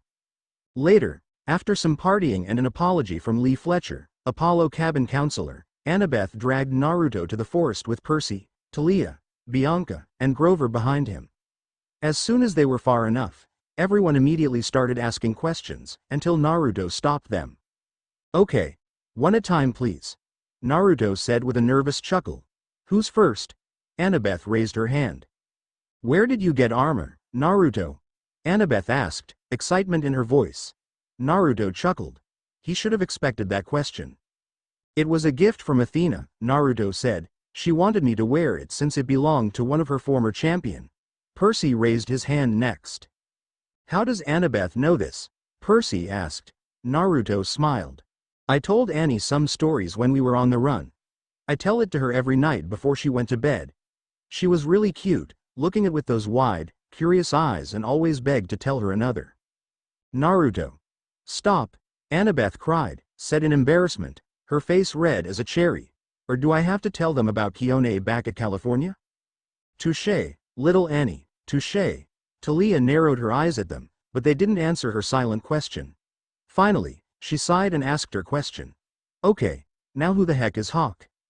Naruto, Grover and Annabeth just look at them in bewilderment before shaking their heads sadly. This is a sad Annie. Many people don't know about Hawk. "Sad day indeed," Annabeth agreed. Grover bleated in dismay as well. Before Talia could rage at them, Naruto started speaking. Hawk was the son of Hephaestus, known as the champion of Kirkwall. He defeated the Canary, saved the mages, found mountains of gold at the Deep Road, and defeated Knight Commander Meredith. Before anyone could ask any more, Naruto gave them a book. "If you want to learn more, read this and it will enlighten." And don't use your dyslexia as an excuse, it's in Greek. The demigods sighed, but nodded. Finally, Bianca raised her hand. When can we train? Bianca asked, a little excited. Naruto smiled. We're gonna train today. Follow me to the woods and we'll start. Naruto then made a clone, much to the surprise of Percy and Bianca, plus Nico's excitement. Naruto pass a sheet to the clone. Pass this sheet to the counselors. Make sure they follow this list, Naruto said. If you need, make more clones so they can do their workout. Anyone above 13 has to do it. If they don't, they're gonna have to spar with me. The clone saluted and walked with Talia, Annabeth, Grover, Percy, and Nico. Naruto then turned to Bianca. Now, let's get training, shall we? Okay, are you ready for the first time of training? After Naruto sent a clone to train the other campers, he and Bianca went deep into the woods so they can train without anyone seeing them. Ninja paranoia.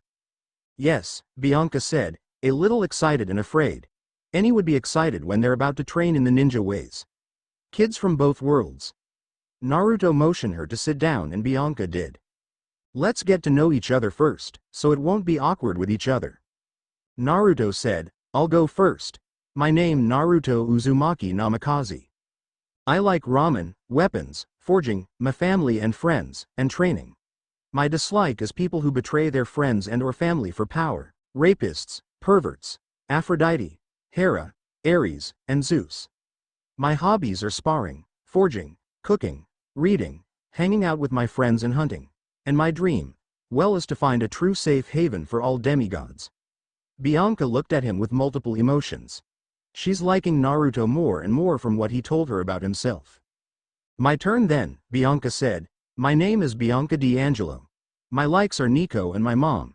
My dislikes are perverts, jerks, and having to raise Nico by myself. My hobby is listening to music, and dream is becoming free from responsibility. Bianca smiled at him after the last sentence, which you helped me get. Naruto smiled back at her. Okay. The first lesson is to focus your chakra. Even though you have it, doesn't mean you can already control it, Naruto lectured. You need to hone it before you can try to use it, otherwise it might end badly depending on the jutsu you use.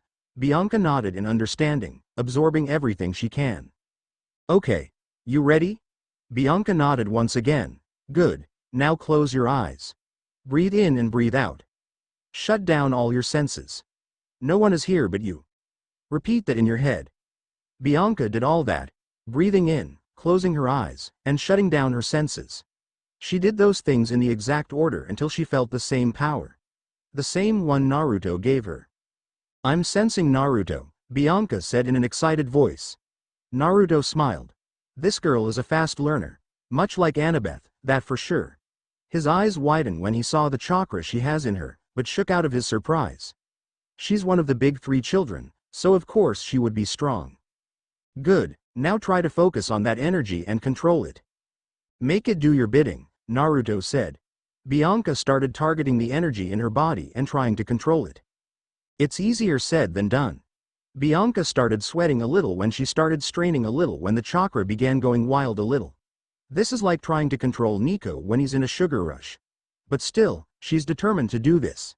She's not gonna give up just like that. Naruto believes that she can become a shinobi and she won't lose his faith in her. Finally, after 15 she got her chakra in her control. She panted and panted after letting go of the strain in her muscles. Naruto smiled at her with pride, making her heart flutter a little. Good job, Bianca. You completed the first step in 15 minutes. That's fast as Annabeth and Talia did. Now, for our next lesson. Tree climbing. Naruto helped her up and begin the next step. Training field.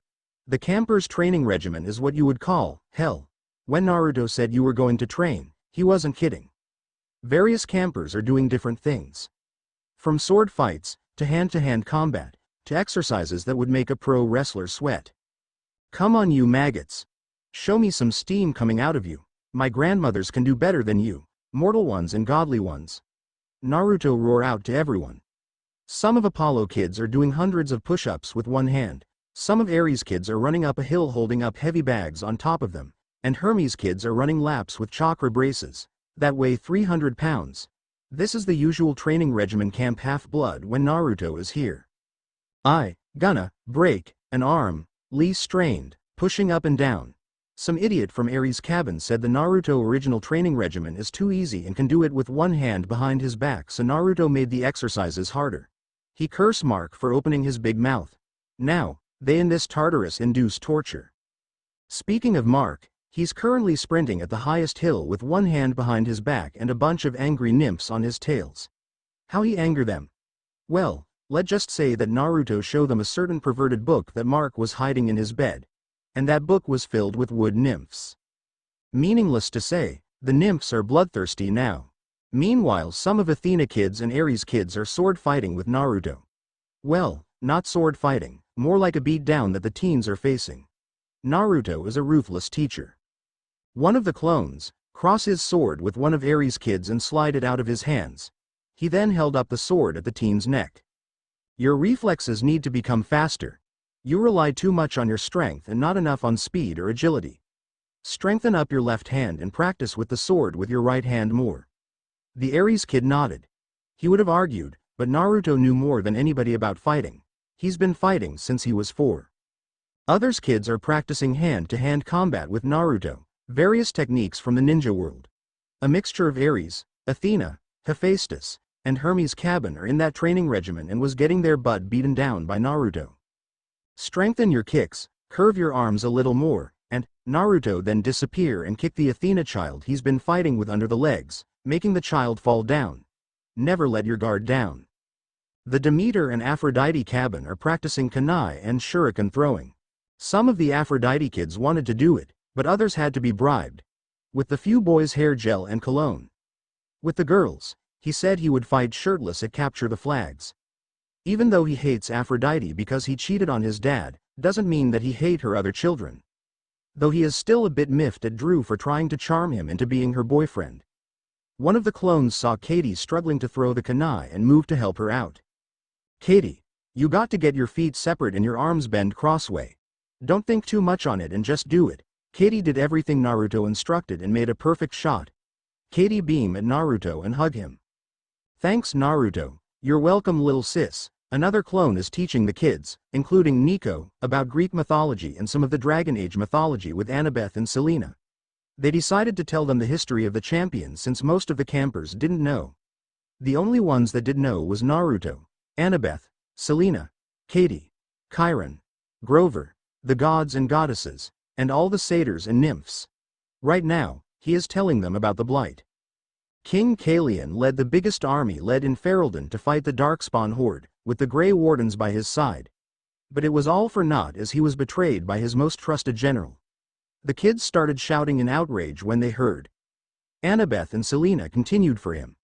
The horde marched into Ferelden and started killing everyone in sight. Civilians, mages, soldiers, everyone.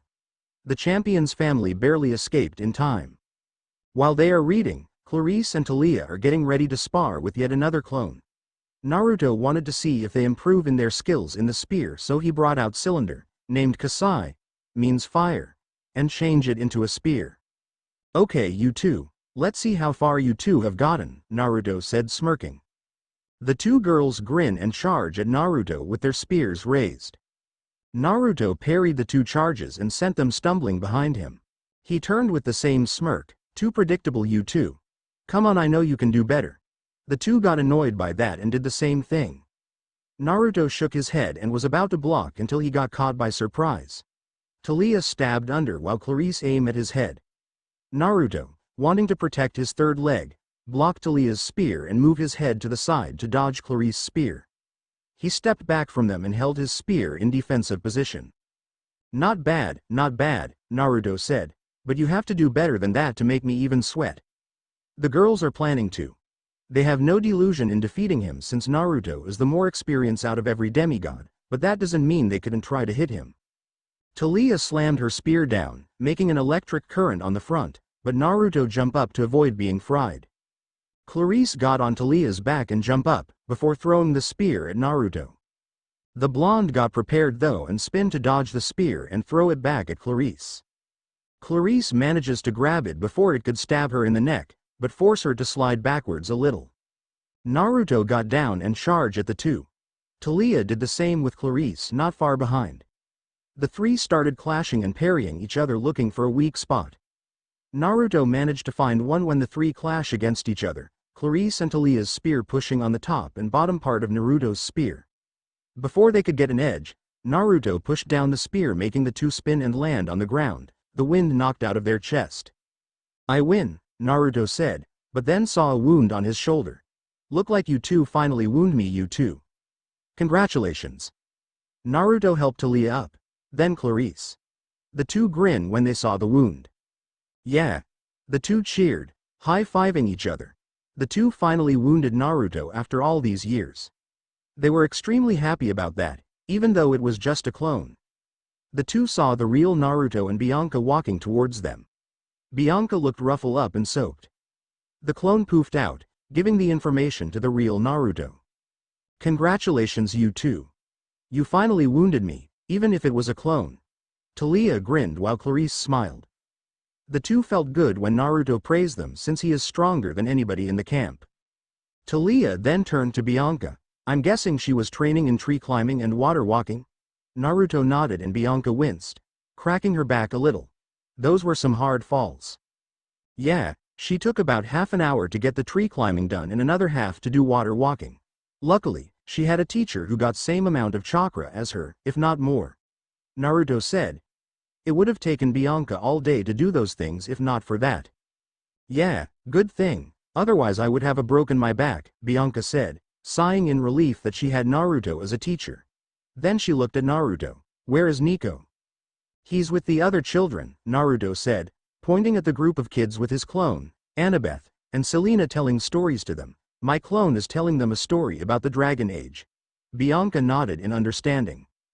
Suddenly everyone heard a pain cry and everyone turned to see a figure flying through the field and crashing through the group. The only that wasn't surprise was Naruto. "Look like Percy is getting beaten down," Naruto said, chuckling a little. Then he got the clone that was training Percy memory and is now clutching his nuts in pain. Talia, Annabeth, Charles, Clarice, Katie, and Selena went up to him, worried. The stalls was stifling a laugh before Clarice glared at them for even thinking about laughing at this. "What happened?" Annabeth asked everyone main question. Naruto wheezed in pain a little, till he looked up at Annabeth from his place. "Remember when I told you guys that clones can give you the memories of what happened in their end?" Naruto strained out. Everyone that had shinobi training, including Medalus, nodded. "Sorry, I forgot to mention that Medalus received the same training as well. Well, I just got a painful memory from my clone. Moments earlier. How did he get into this? How did he enter this hell in dose training?" "Oh yeah, because Naruto thinks that he need to get more skilled in something else than just his sword." Even though he tried to tell them that he just need his sword and that he won't lose it. But Annabeth had to tell him about the day with the Canadians, and how he couldn't use his sword because his shorts didn't have pockets. Now, he is training Naruto in hand-to-hand combat for nearly an hour and is bruised, sweaty, and tired. Looking at Naruto, he saw that he didn't even make him sweat. He can break a horn off a minotaur, but he couldn't get one hit. "Need a break, squid head?" Naruto called out from his place. That was name he came up for Percy. Like Annabeth call him seaweed brain and Talia call him kelp head. Now, Naruto is calling squid head. No, I can fight some more," Percy said, not willing to give up just yet. Just one punch and he'll be able to relax all he wanted. Naruto shrugged and charged at him. Percy waited for him to get closer and closer. Just one punch. One punch, damn it. Then, without warning, Percy swung his arm and hit him. Right in the nuts. Naruto stepped back and clutched his ball painfully, while Percy just stood there, stunned. He hit Naruto. He just hit Naruto. A smile went up face, going higher and higher, until he finally whooped in joy. His whooping stopped when he felt the intense killing intent in the air as strong as Hades' presence. He slowly turned around to see Naruto's arms and legs in flames.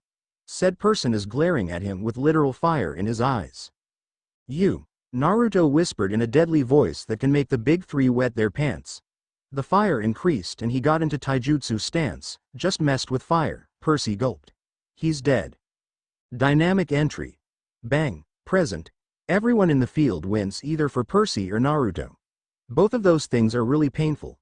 Some of the unfortunate people experienced the fire entry kick. Mainly Apollo, Hermes, and Ares' cabin. Hermes and Apollo because of the pranks. Ares because of their arrogance. Stupid seaweed brain, Annabeth said, scowling and face-palming at the same time. When I get my hands on him. No worry Annabeth, Naruto said, healing up quickly. Thank you Uzumaki DNA. We can think of prank to do to him later. Right now, let's go to the big house. There's a meeting we need to go to anyways. Everyone nodded and some of the shinobi demigods, Talia, Clarice, the Stalls, and Annabeth, smirk evilly, thinking of the pranks they can pull.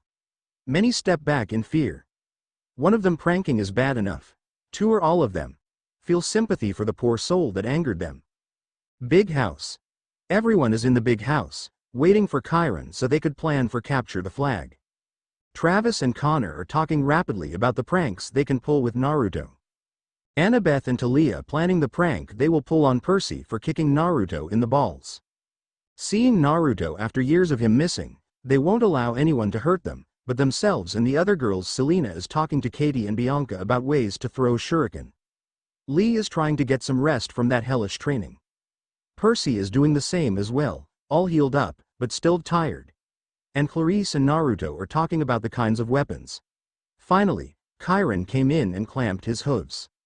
Okay counselors, we're here to talk strategy on how to defeat the hunters of Artemis. He dropped his serious and looked pleadingly at everyone.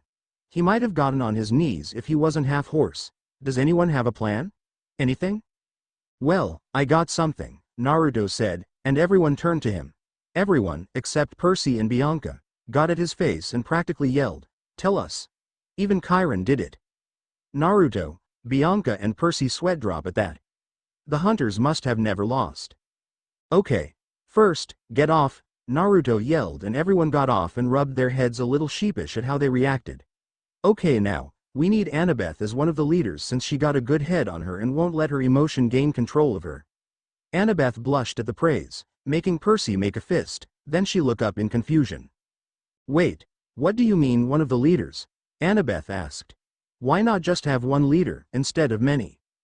Because I found a flaw in your plan. You always make the same predictable plan, making the hunters fight easier. You didn't make a new plan or at least make changes. Many face-palmed or blushed at that. What he said is correct. Also, one leader can't lead all the campers. You would need various people to lead them. The people nodded in understanding. Okay, there will be 4 ringleaders since there are 8 cabins. Each leader will lead 2 cabins. The first group is Aphrodite and Ares' cabin led by Clarice. Clarice nodded and smiled. She's not going to disappoint Naruto. Athena and Hephaestus' cabin will be led by Annabeth. Annabeth nodded as well. Demeter and Dionysus will be led by Talia. Said girl grinned in excitement. Apollo and Hermes' cabin will be led by Percy. Wait a minute, why me? Percy asked, confused. Why would Naruto want him to become the leader of one of the groups? People would have that he would choose someone familiar to lead. Because Squidhead, even though you rely on luck and your sword, from what Annabeth told me you are a natural-born leader. I want to put that to the test. Percy nodded, not saying anything else. Any objections? No one raised their hands, since Naruto is a good planner, better than Athena cabin. Good, then let's prepare to win this time. Everyone cheered. For the first time, they have a possibility of winning. And Naruto started out laying the strategy to everyone. For 15 minutes, the counselors were listening in Naruto's plan, adding a few things so won't be a gape in the plan. Even Percy added some things in the plan. After the last detail been put in, they all went to the cabin to explain to their siblings what the plan is and to prepare. Pretty soon, capture the flags started. All of the campers, except for the children, are there stretching or testing their weapons. Naruto is twirling his spear around with his shirt off, leaning on the tree. The Aphrodite girls drooled at the sight while many of the other girls blushed, mainly Talia, Annabeth, Selena, and Clarice. Even the hunters got a mild blush on their faces, mainly because they actually like the blonde out of all of the males in the world, as a friend of course. Sibling feelings for the one he rescued, like Lily and Rose. Zoe is blushing the most out of all the hunters. Katie saw the looks and shook her head. Selena, Clarice, Annabeth, and Talia told her their feelings for them, individually of course. There's no telling what would happen if the four figure out that they all had feelings for the same blonde. For her, she just sees Naruto as her brother. He always treated her like an older brother would, and she quickly had some sibling love for him. She saw most of the guys green with envy, especially the Apollo children, and she also saw Percy clench his white fist, making her giggle. Percy got a crush on Annabeth so bad. Heroes. Chiron called, getting everyone's attention. You know the rules, the creek is the boundary line. Red team, Camp Half-Blood, shall take the West Woods. Blue team, Hunters of Artemis, shall take the East Woods. I will serve as referee and medic. No maiming, please. All magic items are allowed. To your positions. The campers started jumping tree through tree, even ones who just started learning it, while the Artemis hunters ran in the woods. All of the campers made it to their position to see a giant hole at the bottom. Naruto grinned. My plan is starting out well, he said. His plan is simple. Apollo in Hermes' cabin, led by Percy, is going to jump across the trees, while Demeter in Dionysus' cabin, led by Talia, is going in that hole which made like a tunnel. Dionysus' cabin consists of 10 of his kids thanks to Naruto, who rescued them from abuse or monsters. Dionysus was very happy those years. Naruto will take a small team made of Charles, Katie, Selena, Bianca and Medalus, with Ares and Aphrodite cabin, led by Clarice, going with them. The love kids want a piece at those hunters for mocking love, and Athena and Hephaestus cabin will guard the flag, since they are the most effective in guarding. Everyone will be in radio contact to inform the others of their status. Naruto, are you sure this is going to work? Annabeth asked, a little doubt in her voice. The hunters won 50 times in a row and they were never close in beating them. Plus, Naruto company helped tone down her hubris, since it was a dangerous flaw for her. Naruto smiled confidently at her, making her blush heavily and her heart fluttering. His smile can warm the hearts of even the coldest of people. Naruto put a hand on her shoulder and stared at her straight in the eyes, making her blush even more when she saw those usually colorful eyes that are now light blue, that is full of warmth and kindness. Only Naruto can make her feel like this. Don't worry, Annabeth. We can win this one. We got the most excellent plan and the best leaders, Naruto said. Remember what I said years ago. As long as you have confidence, nothing can stop you. Annabeth smiled and hugged him greatly. Naruto knows when to say the best things when there's the need. He's right. They can win this. Unnoticed by her, Percy frowned and looked away from what he had seen, putting his armor on. Why couldn't he make her feel like that? He thought with jealousy. Percy forgot about his jealousy when they set position. Percy's group ready to climb, Talia's group ready to jump in the tunnel, Clarice's group and Naruto's small team ready to run, and Annabeth's group on guard. Every leader smiled at one another before they heard the horn. Begin. Mount Olympus. Unknown to the campers and hunters, the gods and goddesses, minus Artemis, are watching the battle on the mist. Almost every minor god is watching this battle of the campers versus hunters. Usually, only few of them would be interested in it since Artemis won every time. But Naruto is on the scene and they all heard legends of the blonde. So now, everyone is watching with the Olympians at their thrones in the meeting room. Man, I can't wait for this fight. This will be awesome, Hermes exclaimed, holding a bag of popcorn. He met Naruto when was with Annabeth, Luke, and Talia. It was only a brief meeting, but Hermes already liked the kid. Even more so when he rescued Travis and Connor from a bunch of Laestrygonians and saved Luke at the Hercules quest. Poseidon nodded in agreement. I usually don't watch this fight since the hunters always win, but this should be good. I heard how Naruto fight and I'm interested in his skills. Then he sighed in disappointment. If only he wasn't a champion of the Owlhead. The Owlhead glared at him when she heard that. Sorry to burst bubble Poseidon, but I like my champion, Athena said. He's got intelligence, cunning, and skills, something I like in my champions, so your wish won't be granted soon. He's even better than Odysseus. Poseidon rolled his eyes at that. Sounds like you have a crush on him, Owlhead, Poseidon said in a sarcastic voice. Athena blushed a little, making Poseidon widen his eyes then grin. You do have a crush on him, don't you? This is like the Theseus thing, is it? Athena blushed even more and started denying it while Poseidon teased her even more. Oh, shut it, you two. You both sound like children, Hades said in annoyance, causing Poseidon to pout and Athena to blush at her childish action.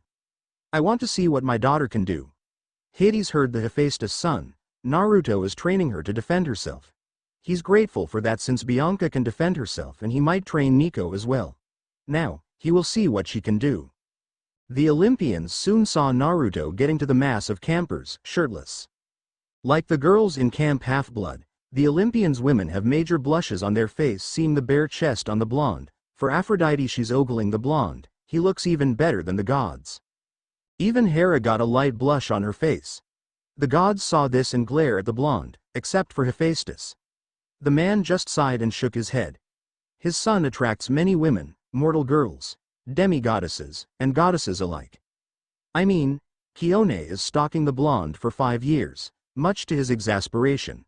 That woman just don't give up. Oh my, such a good-looking man, Aphrodite said with a giggle, I may have to visit him one day. When Hephaestus heard that, he growled in anger, for 2 reasons. 1, she's planning to bed his son. And second, she's gonna cheat on him again. There is only so much a person could take when their wife, husband cheats on more than person. Especially for a god or goddess. Look at his mother. The thought of his mother made him even more angrier, when eventually he snapped.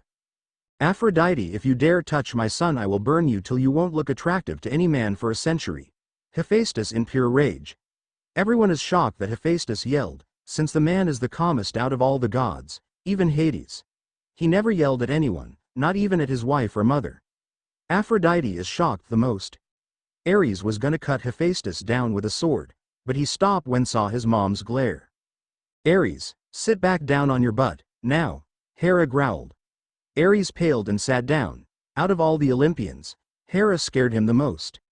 His mother is more powerful than him, so she could lock him up with a room full of flowers and fluffy animals, his powers taken away. It actually happened once, much to his horror. He wasn't the same for 50 years. So he listened to his mother out of fear, not that he would admit it. Hera sent a smile at her favorite son, but her son turned away from her. She sighed, feeling sadness once again. Why doesn't he love her? Why doesn't he act as a son would to her mother? She didn't understand. Aphrodite stayed quiet and sat down, trying to think on her husband's reaction. He didn't get angry before on all her other affairs, so why now? Is it because it's his favorite son she's thinking of bedding? Or is it something else? After a few minutes of silence, they heard the campers run to their position and Zeus cough a little to break the silence. So let's watch the fight, shall we? All the Olympians nodded and sat back and watched. Hestia watched with interest and a smile as she saw the blonde encouraging his close friend. She's been observing him for the past years when she discovered him. How he treats his friends and family, his kindness towards others, and his courage to help anyone that is in danger. She grew fonder and fonder of him as time passed and she held great affection towards the blonde shinobi. Pretty soon, the campers got ready and went in position while the gods stayed silent to enjoy the match. Camp Half-Blood. Ready. Chiron called out, waving his flag up. All the campers tensed, ready for anything and eager to get started. The hunters are tensed as well. Even though they won for 50 years, doesn't mean they'll relax. Always stay alert and vigilant. The younger kids are cheering on for their siblings, especially Nico who is whooping for both his sister and Naruto. Begin. And just like that, everyone begin. Talia's team got under the holes and started running to their locations. Percy's team started climbing up the trees silently and jumped from tree to their position. And Naruto's squad and Clarissa's team started running. Annabeth's team spread out and waited for the hunters, ready to fight. Naruto and Clarissa's team continue running with their large stamina. None of them look even a little fatigued. All of them been running for years because of Naruto's torture training, making have a lot of stamina, with Naruto having never-ending stamina. Pretty soon, Naruto sensed a few scouts in the area and stopped the group with his hands. There are 3 scouts in the area, all armed with bows and a knife. Naruto said, using his sensing skills. Charles, Medalist, take out the first one at the left. Katie, Selena, take the one at the right. Bianca, with me. The team nodded and separated to eliminate their targets. Selena and Katie went up the trees and saw the 3 hunters there. The hunters look vigilante, using all their senses to alarm them of anyone over here. Luckily for Katie and Selena, they disguised their scents with wild cherries. The 2 look at each and grin in confidence. The two grab senbon needles that are thin enough to be silent and can stun the target. They waited till they passed them, then threw the senbons at all of them. We've taken care of our targets. There are the hunters in question, felt a prick on their necks. They ignored it, thinking it was a mosquito, and kept walking with silent footsteps. After a few minutes, they felt drowsy and tried to shake the feeling, only for it not to work. They felt drowsier and drowsier till they finally fell on their sides, asleep. The two girls that did that to them grinned and high-fived each other. Meanwhile, with Charles and Medalus, they hid under the ground to surprise the hunters. They waited for a few minutes, with great patience, till they felt footsteps on them and sprung their trap. The hunters cried out in surprise when they felt a pull on their ankles. They closed their eyes in instinct and opened them after a few minutes, when they saw their body in the ground. They cried out in shock, also trying to call the hunters for help, till they heard a voice. "Don't bother, I put up a chakra seal that prevent noises from coming out." The two hunters look up to see the two children of Hephaestus above them. Charles is smirking while Medalus is grinning. The hunters turn red in rage quickly after realizing what happened. "Release at once, male, and won't consider chopping your balls off," one of the hunters exclaimed. Charles only smirked in amusement, enraging them further. "I don't think so. This'll make sure you don't report anything you might have found out and keep you from finding out anything," Charles said, still holding that amusing smirk. Then Medalus starts talking. "Just stay and get comfortable. Someone will get you out after the games." The two left, leaving some piss-off hunters in their wake. "We got the second team down," Charles reported on the radio. "Now, just one more to go." Speaking of the one more, Naruto and Bianca are hiding behind the trees to see that the two hunters are Lily and Rose. Naruto pursued his lips. Why did Zoe send those two? Even though they are stronger than they look, because of Artemis' blessing and some training, they are still too young and inexperienced. Any Athena child can defeat those two in a battle. Zoe must have thought that they would go straight for the flags and wouldn't sense the trackers. She forgot that there is a ninja with them and with trained demigods at his side. Naruto pulled out his firewood bow while Bianca pulled out her U-bow, both pulling out sleeping gas arrows. "Okay, Bianca, on the count of 3, we'll aim at the count of 3. 1. They pull their arrows back, prepared to shoot at a moment's notice. 2. The two waited, like an archer waiting for its target. 3. They let go of the bow when the two girls got close enough and it landed between their feet. It immediately let out the gas on the girls. They heard coughing, groaning, and then 2 slumps. The gas clears, showing the 2 girls sleeping peacefully. "My targets are eliminated, going back to you now," Naruto said, then turned to Bianca and smiled. "That was a great shot, Bianca. Keep working on it and you can shoot like the hunters." Bianca blushed at the praise and smiled a little. They run to Clarice's group so they can keep going. After everyone regrouped, they continue on their track. Percy's group is halfway there to their targeted area. For them, the plan is to wait for the signal from Naruto and attack from above. Hermes' cabin will jump on top of them while Apollo cabin will shoot arrows among arrows. That's their part. Travis and Connor will be in the front with Percy since they are trackers among the group. Travis and Connor made a signal motion to stop, so the whole camp did. "There are 3 scouts in the area, all in a single knit group," Connor said to the others. "So what do we do?" Percy asked. The 2 Stoll brothers grinned mischievously, making the ones that aren't Hermes' children shiver in fear. They feel sympathy for those 3 hunters. "What all Hermes' children would do," Travis said, and Connor grabbed a few gas bombs. "Prank them till they drop both kinds of ways." Correction. They really felt sorry for those hunters. Travis and Connor jumped to their locations and saw 3 hunters, one of them that is built like a tank.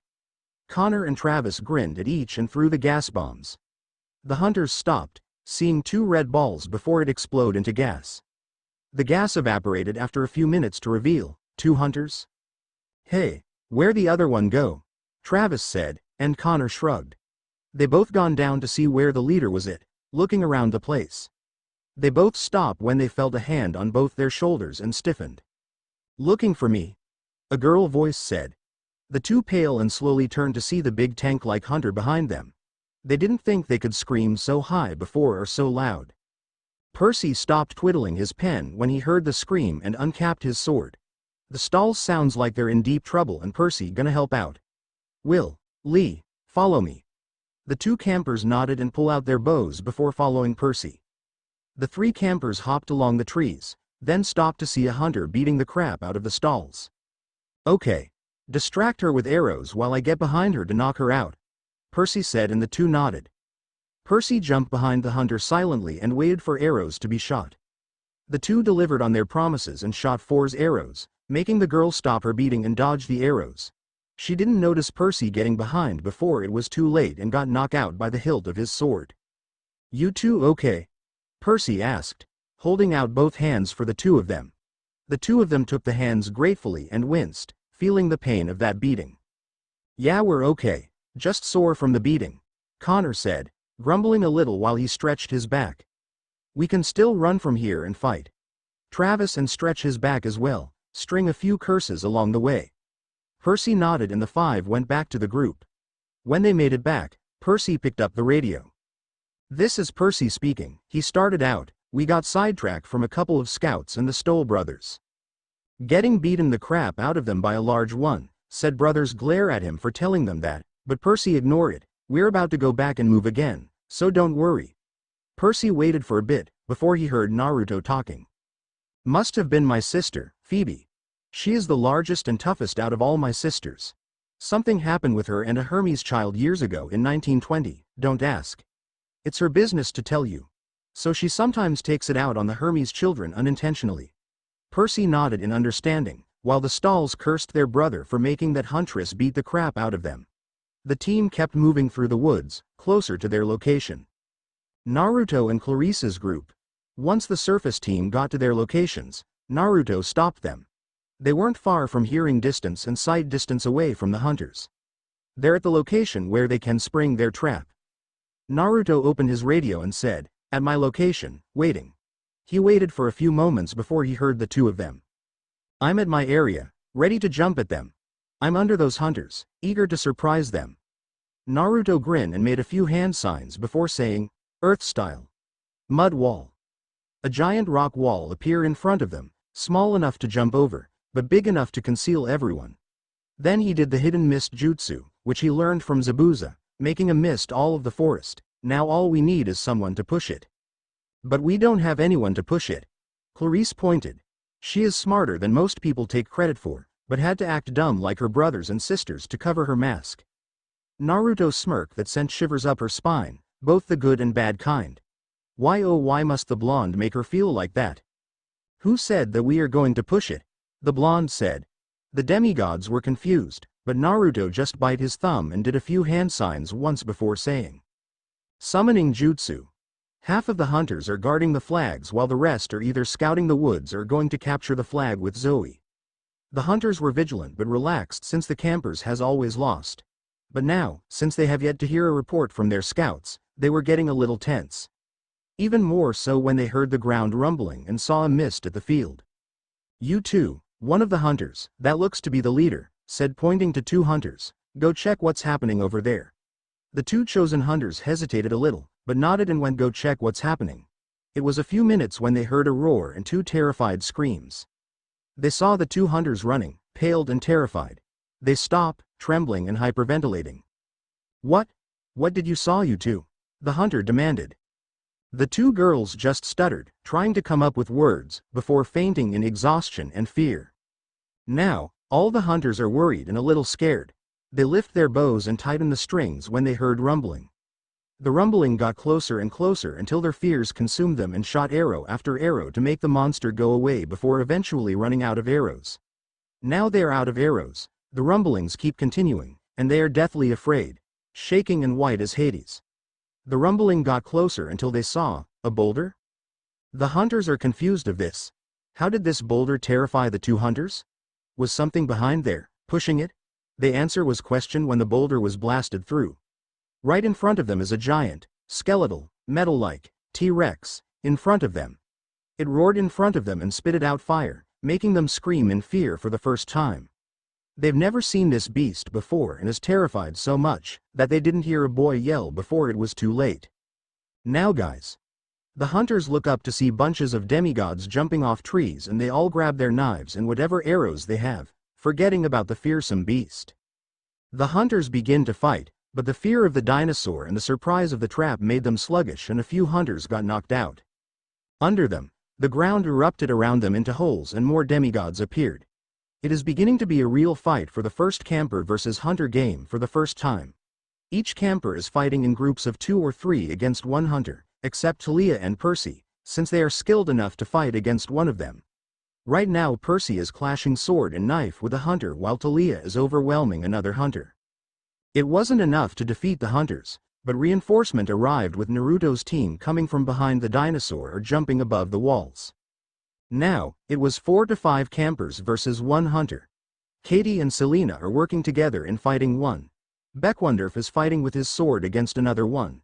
Medalus is using a spear against one of them, and Naruto is running to the flag, with knocking a few hunters out. He jumped up to the boulder the flag was at and swung his spear, knocking out a hunter on his left and kicked the feet of another hunter on his right, then knock her out with the bottom of his spear. Then he grabbed the flag and called out to Talia. "Hey Thale-chan, I got the flag," Naruto said. "Hold out the others for me while I get to checkpoint. Charles, you're in charge of my group." Charles nodded briefly before getting back fighting with his opponent and Talia grinned in acknowledge while pushing back a hunter with her spear. Naruto then jumped up high and landed. He held out his spear and the dinosaur roar with fire coming out again, before going to their position. Naruto grinned while on his animation.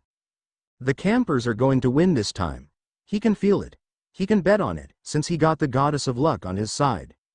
Zoe and her team are currently a few minutes away from the camp flag. Their plan was simple. Break from her group and get the flag without the campers noticing. It worked 50 times in the past, so they're sure it can work again. When got to the checkpoint, they saw no camper. The hunters blinked, then blinked again. Finally, they laughed at this situation. They left no one to guard the flag. One of the hunters laughed out. How stupid can someone be? Out of all the games, this would be the easiest one yet. Obviously some male made that plan. Another hunter laughed out. Zoe nodded and was about to grab it when she heard a shout of attack. The hunters immediately got on guard and Annabeth's team attacked the hunters. The hunters could barely defend themselves from this, but managed to fight. Zoe got out of the fight, but saw Naruto and Annabeth in front of her. "Sorry Zoe-chan, but you had to pass through us to get the flag," Naruto said with a smirk. Annabeth nodded in agreement and brought out a kunai. Zoe frowned. She can't underestimate the blonde since he could match up against Artemis in a fight. So knowing that, she got 2 knives out since her arrows will be useless against him and charged at the 2. Naruto and Annabeth charged with both having kunais and fight with Zoe. It was hand fighting mixed with hand-to-hand combat. Zoe used her knives for defense while using her feet to fight. Naruto grabbed her leg when she was about to kick and flipped her. Zoe backflipped and charged at the 2 again. She clashed her knife with Annabeth's kunai and also tried to kick the blonde under. Naruto flipped and about to hit her in the back, but she managed to twist and dodge, making the 2 stumble. They managed to get on their feet and turn to Zoe, who was frowning at them. "Naruto, why aren't you fighting seriously?" Zoe said. "Your style is not like that and would fight at the top of your abilities." The 2 blondes smirked, making her even more confused and frustrated. Why aren't taking her seriously? She's the lieutenant of the hunt, damn it. Naruto grinned at her fully, because my dear hunter, our goal wasn't to beat you. Our goal was to stall you. Annabeth said. Zoe was confused by that until she heard a roar from the forest. Everyone turned to the direction of the roar and stopped fighting to see a metal skeletal dinosaur coming out with Naruto on top of the monster. Everyone's eyes widened and some hunters and campers screamed in fear. But Zoe didn't focus that. She was focused on the fact that Naruto was on top of it. If Naruto was on that thing, then who? Her eyes widened and she turned to see Naruto glowing red and Annabeth gone. She was about to move, but it was too late. The blonde demigod exploded and sent Zoe flying. She landed on the grass floor, winded and bruised from the explosion. Annabeth catch! Naruto yelled, throwing the flag up high. Annabeth jumped up and caught the flag, giving victory to Camp Half-Blood for the very first time in a long time. Camp Half-Blood! Chiron yelled in an ecstatic voice, crying in tears of joy. The campers cheered the loudest than they ever did, and if it wasn't for the barrier, New York would have heard. The campers came up together, hugging their siblings or friends, throwing their weapons in the air, They're blunt, so don't worry. The whole camp went insane with happiness. Talia, Clarice, Selena, Bianca, and Annabeth. Then they noticed that he is still shirtless and let go, blushing heavily. Katie giggled at how the girls acted and hugged Naruto, not caring if he's naked above the torso. Naruto smiled and hugged his little sister back. Then he let go and walked to Zoe, who's still looking dazed. Meanwhile, the remaining hunters that are conscious or was just getting up were in shock and disbelief. They just lost capture the flag for the first time in years. They found a few knocked out, some in traps, and 2 of them buried with their head in the surface. Zoe got out of her daze feeling when Naruto got in front of her and held out his hand. Good job, Zoe. Though don't underestimate us next time. That's how you lost so easily, Naruto said. You didn't expect what would happen and presumed that we would use the same strategy. You have forgotten that I was there. Zoe blushed and mentally cursed herself for that blunder, but she appreciated Naruto's words. If it was any other man, she would have thought he was being arrogant and would kick them under their legs. But this was Naruto. She'd known him for 3 years and never told a lie or told any of their secret. He was never perverted. In fact, he hated perverts as much as her and Artemis. He is one of the rare good men in the world. She took the offer hand and got up. She blushed when she saw his bare chest up close and looked away quickly, making sure Naruto didn't notice, but unfortunately he did. Hey Zoe, your face is red. Are you okay? Naruto asked in concern. Zoe blushed harder at the fact he caught her, but felt her heart flutter hearing his concern. She had not felt that way ever since she helped that man.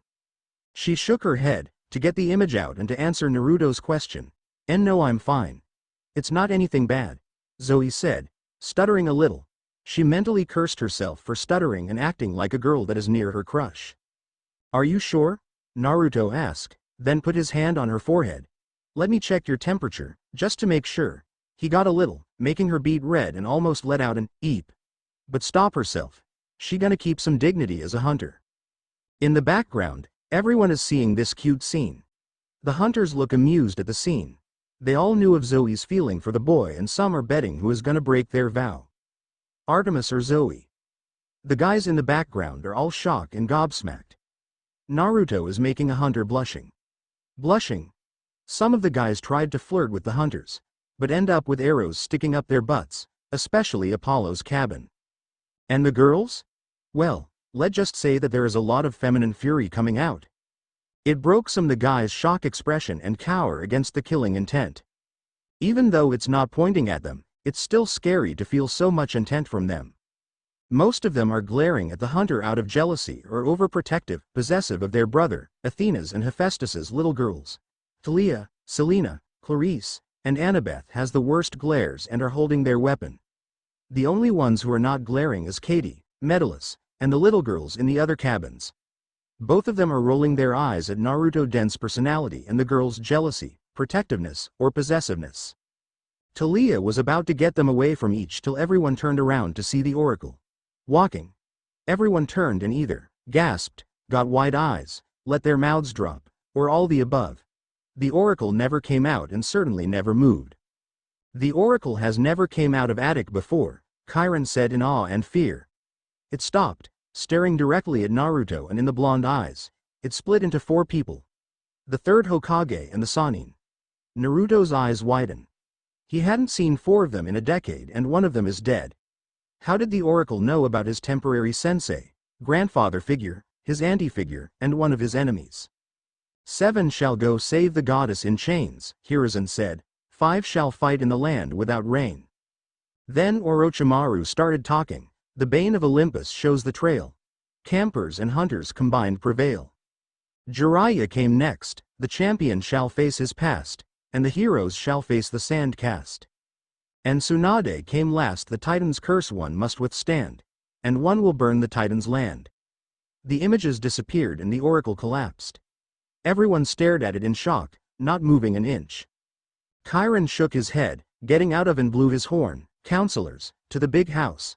Everyone then got of their shock and went to the big house to talk about the quest. Mount Olympus. The gods were getting impressed at what they are seeing. Naruto made a well-developed plan.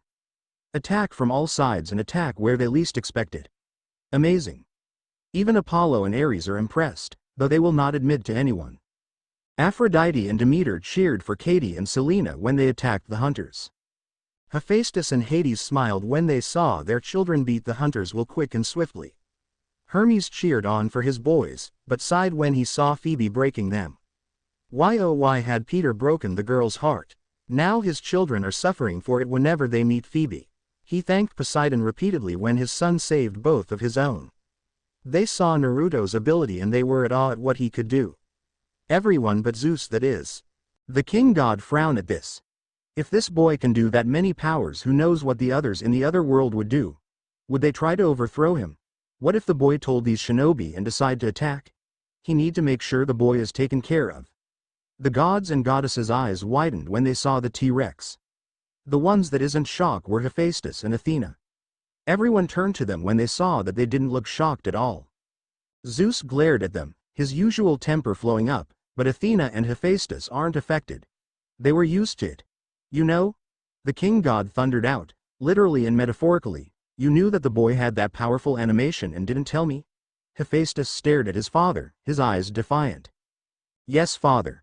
Hephaestus answered calmly. No use in telling a lie. I did know that Naruto had it. The animation thought Naruto was worthy of him and became bonded to him. I didn't tell you because you would try to kill him. Of course I will. Zeus roared, ignoring the glares he's receiving. That boy is too dangerous to be alive. For those powers, now the animation? He cannot be allowed to live. No. Hephaestus yelled out, his hand, legs, and beard turning on fire. You will not kill my favorite son. He has done many things for us, including protecting your daughter. If you try to kill him, I will go to war with you. Zeus narrowed his eyes on his son. You dare threaten me? Zeus asked quietly. No one ever threatens him. He's the king of Olympus, the defeater of Kronos. No one can stand against him. Hephaestus' fire got brighter. He is not scared of his father. When it comes to his children, he will not let any god harm him. It's not a threat, father. It's a promise. He whispered. Everyone is shocked and a little scared at how he's reacting. But in Aphrodite's case, she's a bit aroused by it. Athena saw the look Hephaestus' wife is giving and she shook her head. The shallow goddess. She stood up to stand by her step-brother. I'm with my step-brother Zeus, Athena said, narrow her gray critical orbs on him. You will not lay a single hand on my champion. He helped many of my children and I will not let him get killed because of your arrogance and paranoia. Zeus turned red with rage. Even his favorite godly daughter? Suddenly, Demeter stands up, I'm with them as well. He saved many of her children, including Katie. He gave her favorite daughter and gave her a big brother. She owed him a debt that she could never repay. Slowly, one by one, the other gods and goddesses stand up. Poseidon, Hades, Hestia, Hera, Dionysus, Aphrodite, and Hermes all stood up beside Dionysus. Naruto saved the ones they love while Hera liked her grandson. Despite him being a demigod, he came from true marriage, not just someone's outing. As for Hestia, she is fond of the demigod and will fight her brother if he laid a hand on him. The only ones who are not standing were Apollo and Ares. Zeus turned to every one of them, his face full of fury and his skin red. How dare they go against them? He saved 5 of them from father and gave birth to the others. How dare they tell them what to do? But even in his mind-induced rage, he knew that this would be a losing battle. But he would not give in to their demands. He's the king god, damn it, so he made a compromise. We will discuss it during the council meeting. We will decide if he dies or not, understood? The gods frowned at him while Apollo smiled brightly at that and Ares grinned at the thought of blood. All the gods and goddesses conceded since they would win the vote anyway and sat down. They got back to the game when they saw Naruto writing animation in the game. When they won, all the gods and goddesses who had kids cheered in happiness. Even Dionysus and Hades got bright smiles on their faces at the fact that their children won. Zeus scowled when he saw his daughter hugging that spawn. Another reason he wanted to kill him is because he got his daughter in his clutches. When's he dead, he would convince Talia to join the hunters and he won't have to worry. The celebration stopped when they saw the oracle walking to Naruto and saw the thing give him the prophecy. Apollos frowned in anger. Why does he have to get the prophecy? Why not any other children or a hunter? As a matter of fact, he can't rescue Artemis, because if he do, he'll seduce and try to bed her, just like that bastard Orion. Hephaestus frowned in worry. He heard the part where the champion shall face his past. Are the shinobi gonna come here? Are they gonna try to get Naruto? He got many questions and no answers to them. He would have to watch Naruto, Ancient's rules be damned, with the help of Athena and maybe others. Athena is thinking rapidly like she usually does. She already figured out part of the first one, but who is the 5 that are going to fight? The second one, she has a guess about the Bane of Olympus, and it's obvious that the hunters and campers would have to work together. Naruto will face the shinobis, but what did they mean by sand cast? And the last one, the Titan's curse must be the sky, but burn the Titan's land. What does that mean? Zeus evaporated the mist and slammed his bolt down on the floor. Okay, show is over, council dismissed. All the gods left, leaving them with their own thoughts. The big house. We are wasting time, Zoe said, inside the council room. All the counselors are in here, also Chiron and Mr. D. Milady needs us, so my hunters need to go now.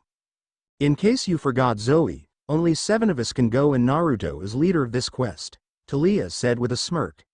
She loved riling the hunter, and seeing Zoe clenching the table made her feel so happy. I know, Zoe exclaimed, slamming the table, but this is a quest for a hunter. We are Artemis' chosen hunters and are all close to her. So is Naruto. Talia shot back, she's not gonna let this girl win. He's the only male to befriend Artemis since Orion and is stronger than any of us. He's a good leader, even better than you, so if anyone can rescue Artemis, it's Naruto. Annabeth, Selena, the Stalls, Clarice, Katie, and Lee all agreed with her statement. Zoe looked down on the table for a minute, till nodding reluctantly. It's just that she hated the fact that Naruto got the quest, and the fact it wasn't her or any of the hunters didn't get. Plus, forcing to agree with Talia added salt to the wound. Fine, Naruto will lead his quest, Zoe said. I will gather for other hunters or we'll leave Tomer. Oh no you don't, Talia yelled, slamming her fist down. She will not let Naruto out of her sight this time. She did it once and he disappeared for years. She will not do it again. It's campers, not camper. I'm going with Naruto whether you like it or not. The two keep arguing back and forth. The Stalls, Lee, and Percy are betting who's gonna throw the first punch. Katie, Annabeth, Bianca and Chiron are trying to break up the fight. Selena and Clarice are also betting the same thing the guys are. Dionysus is reading his wine magazine and drinking his special Diet Coke. And Naruto is thinking right now. He's thinking about what the prophecy said. Since Athena blessed him, his thought process is much faster than original. In fact, he's slightly above Athena intelligence due to his street smarts, experience, his intelligence, and the blessing. So right now, he figured out at least half the prophecy. He had to go save Artemis with 7 people, both campers and hunters. The Bane of Olympus knows the way to get there, but he felt he doesn't need it. He had already been there before. Shinobi are also gonna be here. That made Naruto frown. How on earth would they get over here? They don't have the kind of technology to get here. Did they make a new jutsu? And the sands cast. He got the feeling what it meant, but he prayed that he's wrong. He and Dad's blunder might show up sooner than expected. The Titan's curse obviously means holding up the sky, and he guessed that Artemis is going to be under there soon, if not now. The rest didn't make sense to him at all. His musing was interrupted when he heard Talia's and Zoe's argument getting louder and louder. He sighed. Why must the two fight all the time? He getting increasingly annoyed by this, and after a few minutes he snapped. Enough! Naruto shouted, making everyone jump including Chiron and Mr. D. He scowled at the two girls, making them real uncomfortable. This is my quest, you two, so don't make the decision for me. I can pick who I want for myself, so don't assume who I want in this. We will discuss this like grown up and not like little kids. Understood? Nobody said anything, making Naruto scowl. Understood? Yes. Everyone said, standing straight up. The guys didn't dare to speak up, due to fear of the blonde. When he's angry, you won't receive any mercy if you're the one who anger him. The girls, well, they are blushing cherry red or have a light blush on their face, except for Katie. Despite how scary he looks, his dominating personality is pretty hot. Even Zoe thought that. Naruto managed to calm down so he could think calmly on this. Then he turned to Zoe. Okay Zoe, I wouldn't imagine leaving you here since you were the closest to Artemis. So pick another hunter to go with us. Zoe smiled at him and nodded. Phoebe, She is a skilled tracker and a good healer as well, Zoe said. Naruto nodded. He went on a few missions with Phoebe, so he knows how skilled she is. Wait, Phoebe is the tank girl, right? Travis asked. Zoe nodded cautiously and the two Stoll brothers grinned and pulled out a hunter t-shirt. Naruto sensed a prank coming up and looked at the stalls, to see a tiny hint of pink in their eyes. Naruto's eyes widened before he scowled and got behind the two, bonking their heads to snap out of it. Who, what, when, where, why? Travis and Connor said at the same time. They're confused. 1 minute, they were listening in on the meeting and the rest is blank. Naruto sighed and rubbed his forehead in annoyance. Aphrodite was possessing you and was about to make you poison Phoebe with centaur blood, since you two got beaten up by her. Naruto can smell anything from miles away, thanks to life in the woods. So he knew that shirt was covered with blood. The Stall's brother scowled at that. Every demigod hated being controlled by the gods, literally, so they were angry that Aphrodite did that. They had no quarrel with the hunters since they understood why she beat the crap out of them. They didn't agree, but they understand. Okay, Grover, Naruto said, can you still do that tracking music of yours? I practice every day to keep myself from being rusty, Grover said proudly. Naruto helped him practice before he disappeared. Grover had gotten better at it and now his successful rate is 100%. Naruto smirked. Then do you want to join in? Naruto said. Grover nodded eagerly. He had always to be on a mission with Naruto and now got a chance to show just how much he improved. We're going with you as well, Talia and Annabeth said. Naruto nodded, not bothering to argue with them. He knows that they won't budge on this, so he didn't bother. Plus, he might need them if he can have the chance in redeeming Luke. Percy frowned. Now that Annabeth and Grover are in the quest, he needed to go on as well. Naruto looked around a bit before landing his sight on Bianca. Bianca, you will come as well. I want to test your skills at the battlefield. Before Bianca can open her mouth, Percy started talking. Wait a minute, why her? Percy protested, ignoring the looks he's being sent. Bianca barely got any training. Why send her out now? Besides, I want to go. Chiron groaned and put a hand on his face. He forgot about Percy's loyalty towards his friend, so he wanted to make sure they're safe. The best kind of training is experience on the field, Naruto explained. I can't coddle her forever, so the sooner the better. It also gives her better time to prepare. But why do you want to go? I thought a demigod would appreciate a break after going on 2 quests and a mission. Naruto looked at him with critical eyes, his eyes turning gray like Athena and her children. Normally I would be, Percy said, but Annabeth and Grover are going and want to be with, to know they are safe. Naruto narrowed his now gray orbs at him. While he is telling the truth, it's not the whole truth. You might be telling the truth, but not the whole truth, Naruto stated, deciding to call him out. It's something else, is there? Percy looked uncomfortable at this. He admitted to himself that there is one thing that made him want to go, but don't want to reveal it to the others. It's about Luke, isn't it? Naruto stated. Percy stiffened, not looking at him in the eye. How does he know? Seeing that Percy will be quiet now, Naruto turned to Bianca. Now, do you want to be on this quest? Naruto asked. After all, it is polite to ask other before throwing it at him. Bianca bit her lip, before nodding.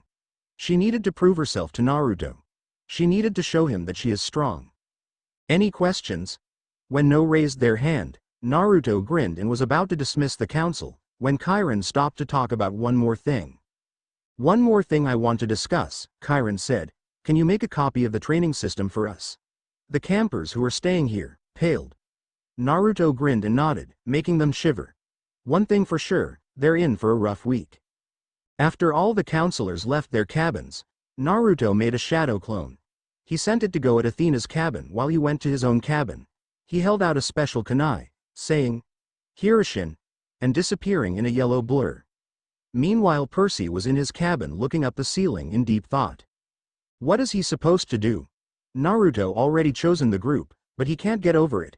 He doesn't want to go because it's a quest, he got enough of those for a lifetime.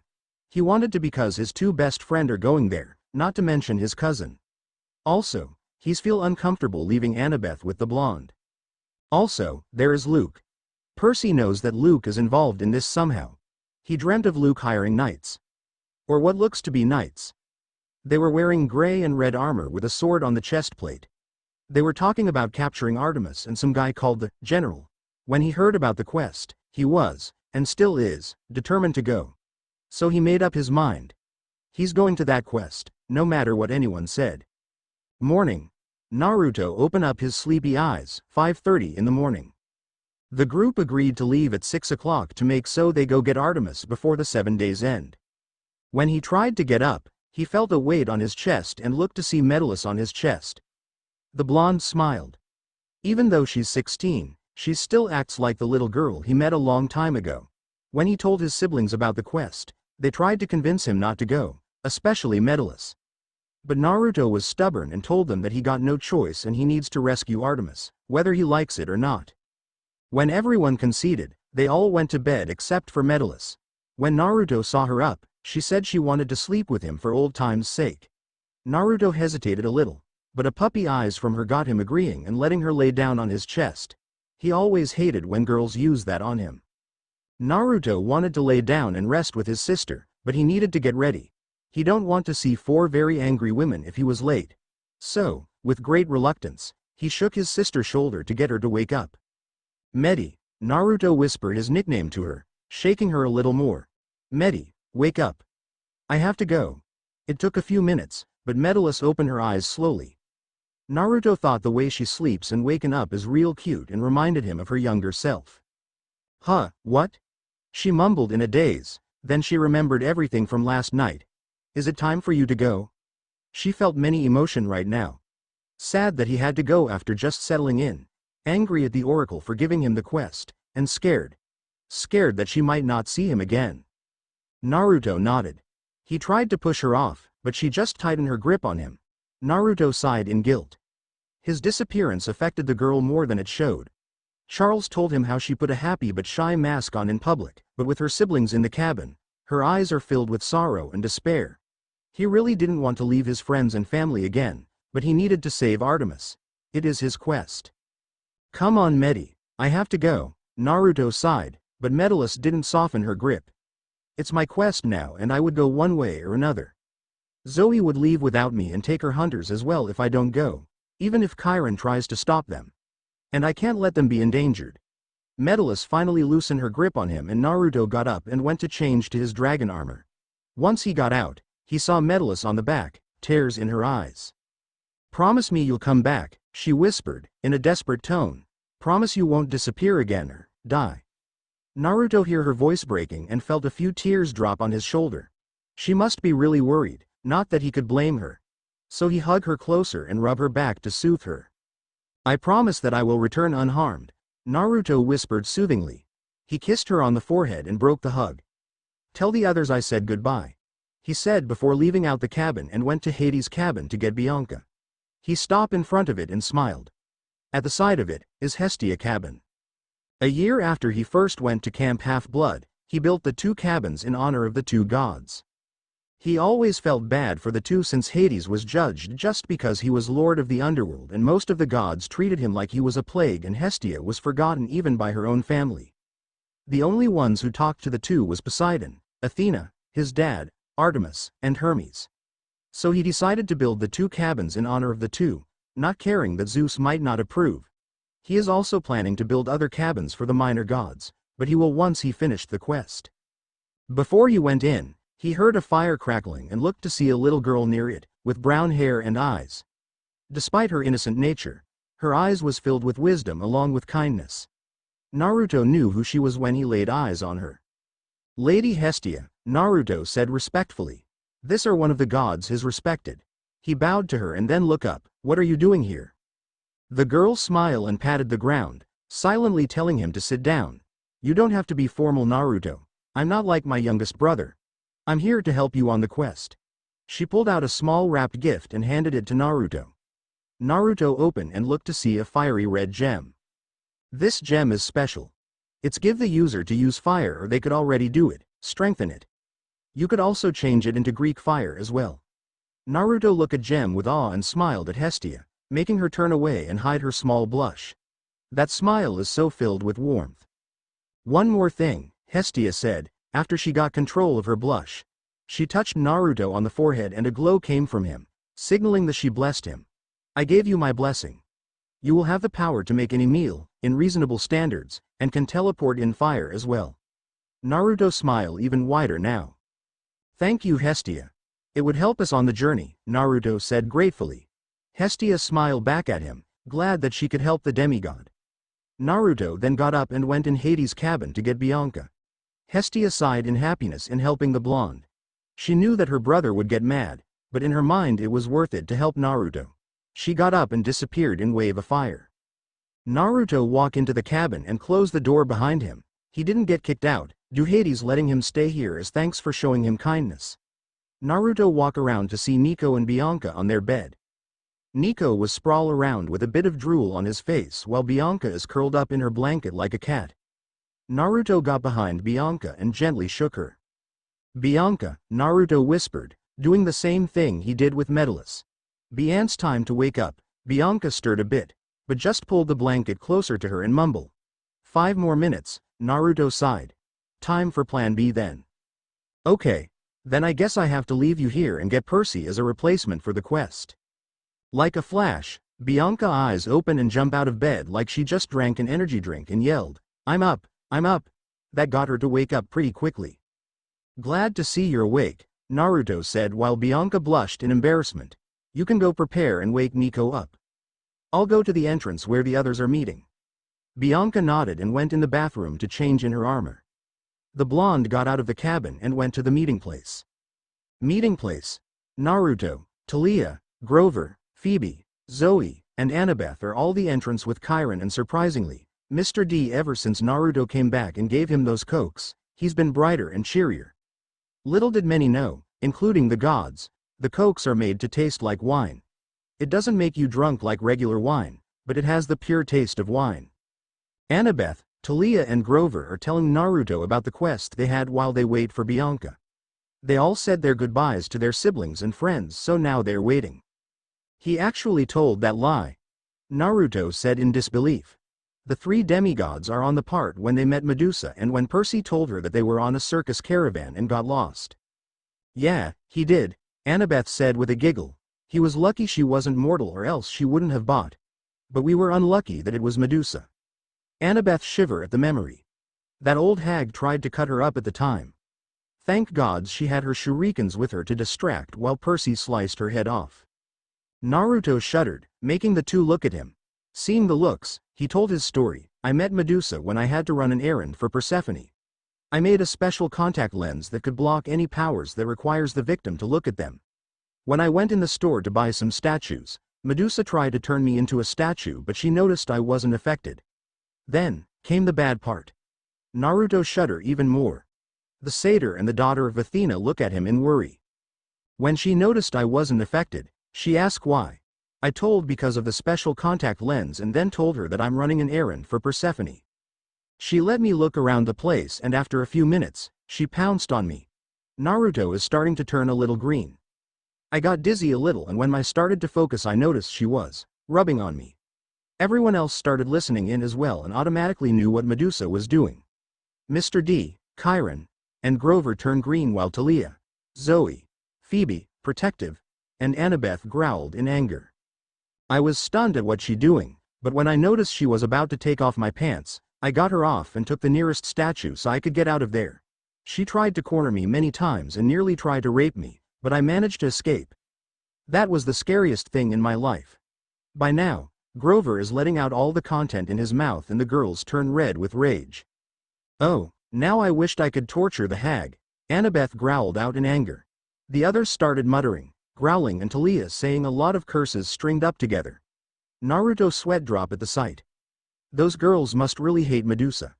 Soon, Bianca and Nico walk over to them, with the oldest having her shinobi equipment on which is a black combat suit with green stripes.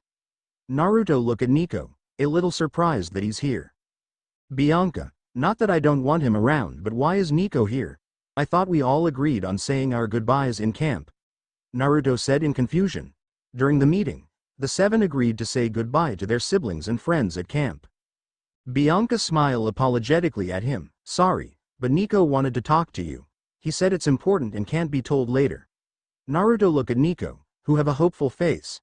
Finally, Naruto nodded. Okay then. Let's go to the woods to talk. Nico smiled when Naruto agreed and the two went in the forest. They stopped when they got a good enough distance. I take it you want me to talk about keeping Bianca safe? Naruto stated. Nico nodded in confirmation and Naruto smiled. Don't worry Nico, Bianca will be safe. The others and I will make sure that she doesn't get hurt. Promise? Nico asked in a little pleading voice. Naruto got down to his knees, so he could look Nico in the eye. I promise I will, and just to make sure I keep it, Naruto closed his eyes and said, I swear on the sticks that no one will die on this quest. Thunder rumble and Nico's eyes widen in shock. He learned about promises like that. If make sure the person would keep his promise and if they don't, they'll die. Nico smiled widely and hugged the blonde. Thank you, thank you, thank you.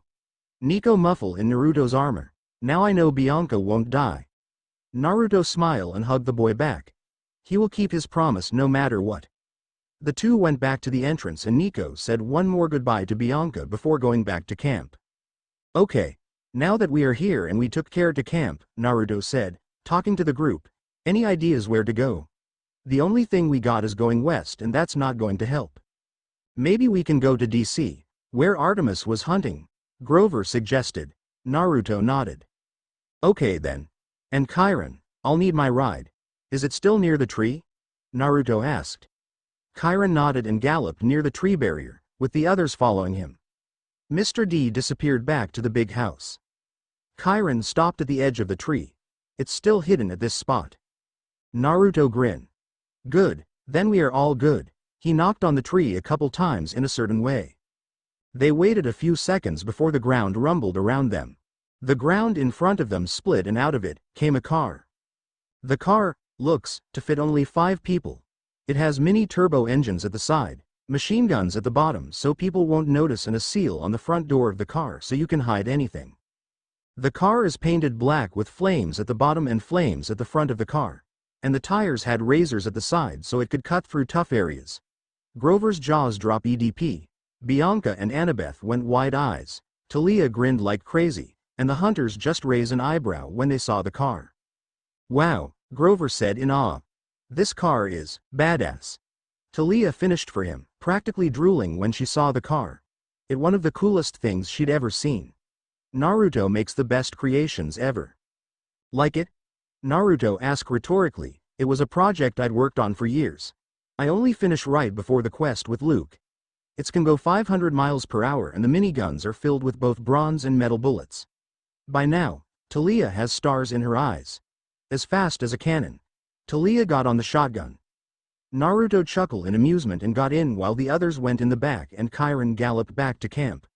The ones in the back are surprised at what they saw. The inside of the car is obviously bigger than it looks. The inside is shaped like a limo with snacks at the corner and the seats look to be made of pure fabric. Naruto went big time with this car. Double wow, Grover said once again. Zoe, Annabeth, Bianca and Phoebe nodded in agreement. Once they got in, Naruto started driving the car. It was a few hours of driving before Annabeth broke the silence. Naruto, can you tell us more about your past? Annabeth asked, a little eager. Naruto chuckled.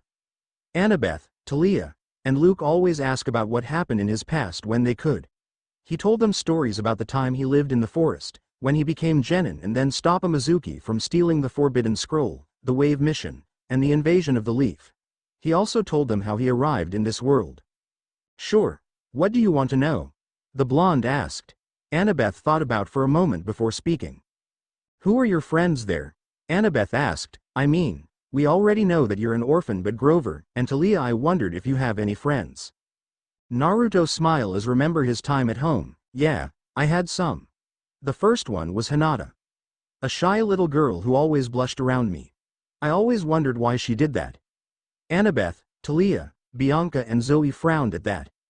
Meanwhile, Grover groaned. Despite Naruto's intelligence, he is really dense when it came to someone liking him. I mean, it's obvious that many of the girls Naruto is friends with had major feelings for the blonde. Then, it's Shikamaru. A lazy boy, but has a lot of intelligence. Then Kiba, a brash kind of guy with his pet puppy, Akamaru. Shino, a quiet guy who is literally a living nest. Choji, a boy who eats often and is big-boned. Ino, a girl who loves flowers and is always flirting with me. Annabeth, Talia, Bianca and Zoe growled in anger and jealousy. Phoebe looked at them with amusement while Grover shrunk a little when he heard the growl. Naruto either ignored it or hadn't heard, so he'd continue on. Tenten, a weapon-loving tomboy. Neji, who I used to hate when he beaten one of my friends, but now we'd settled our differences. And Lee, who is better not being mentioned by appearance or personality. Trust me, it's better for your health. The blonde looked serious at that, so no one opened their mouth. They know not to push it when Naruto uses that tone. This time, Zoe asked the question, also, who trained you? Zoe asked. She is curious how the blonde got his skills. He bested every hunter in the camp, even her, and he actually made Artemis sweat a little when they'd sparred. Naruto smiled in remembrance once again. My teacher was Anko, the first person I'd ever trusted. We met while I was living in the forest. At first, I didn't trust her with her psychotic personality and because of the villagers' hatred, but after a while of getting to know her, I started to trust. Before and after we got out of the forest she trained me, protected me, and comforted me when needed. A lone tear came out of his eye. She was like a mother to me. The group smiled at that.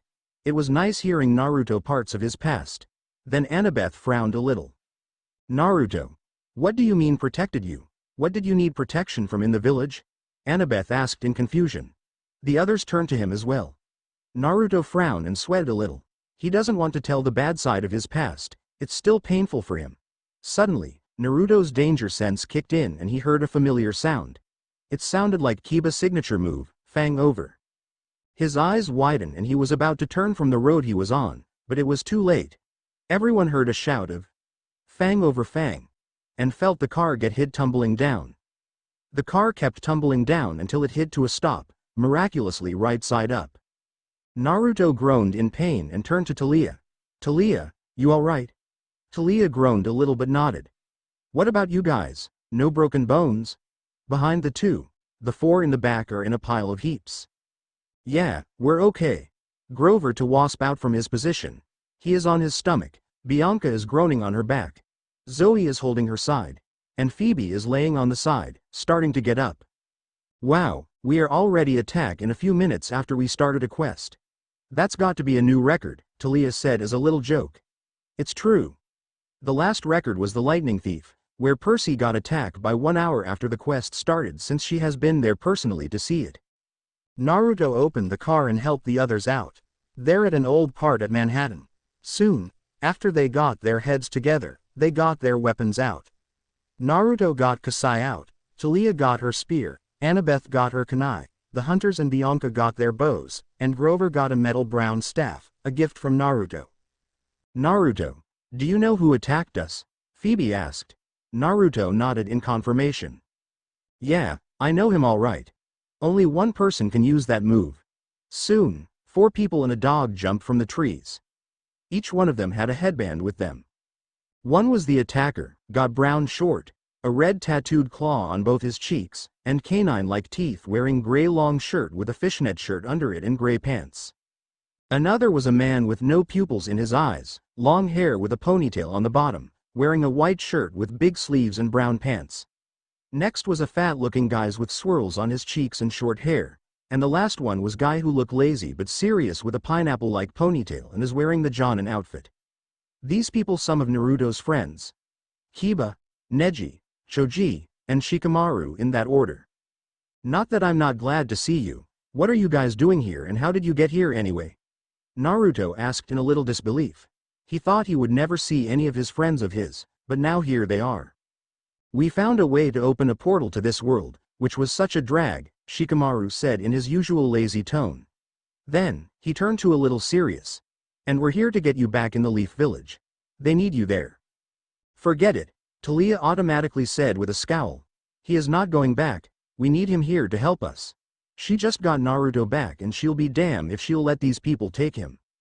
We're not talking to you, Neji said with a scowl of his own.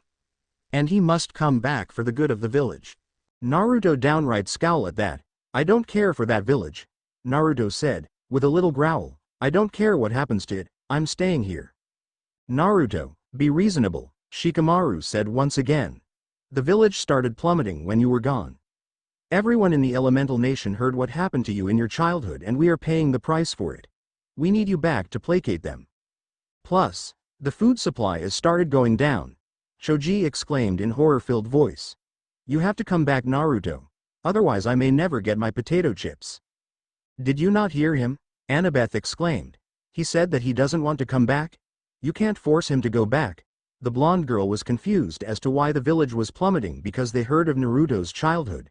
She got a bad feeling in her heart, but right now, she needed to defend her friend. You stay out of this. It's our conversation, you princesses. Everyone got really quiet now. Naruto and Grover paled in fear while the girls leaked out killing intent.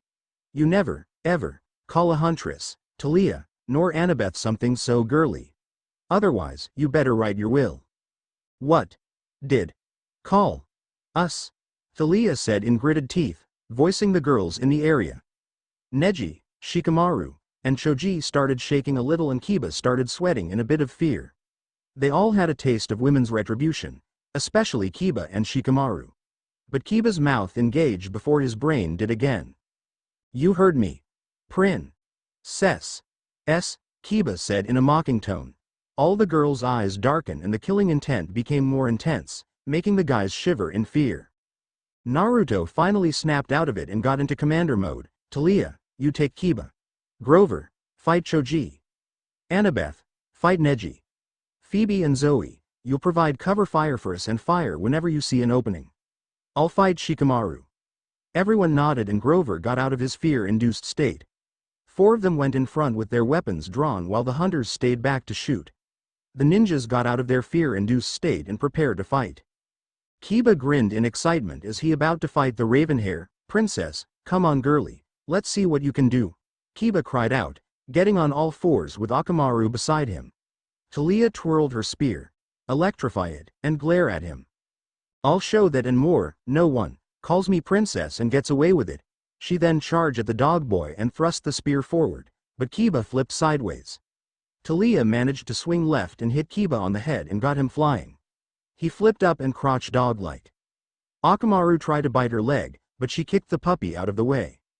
Kiba charged this time and tried to hit her with his claws, but Talia either dodge or block with her spear.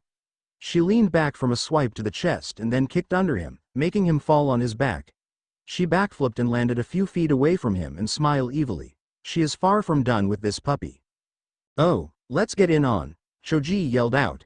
He and his teammates need to win or else all of his favorite food might be gone forever. The chips, the barbecue, the sweets, all of them. And the Leaf Village needed Naruto, especially his friends. So he used his expansion jutsu to enlarge himself, then put his arms, his legs, and his head inside his body, completing his signature move. For the barbecue, human boulder. Grover paled when saw the literal human boulder started rolling towards him real fast and promptly jumped over it with his goat leg. When he landed and turned around, he paled when he saw the thing, man, coming back. He kept jumping, sliding, and dodging the boulder.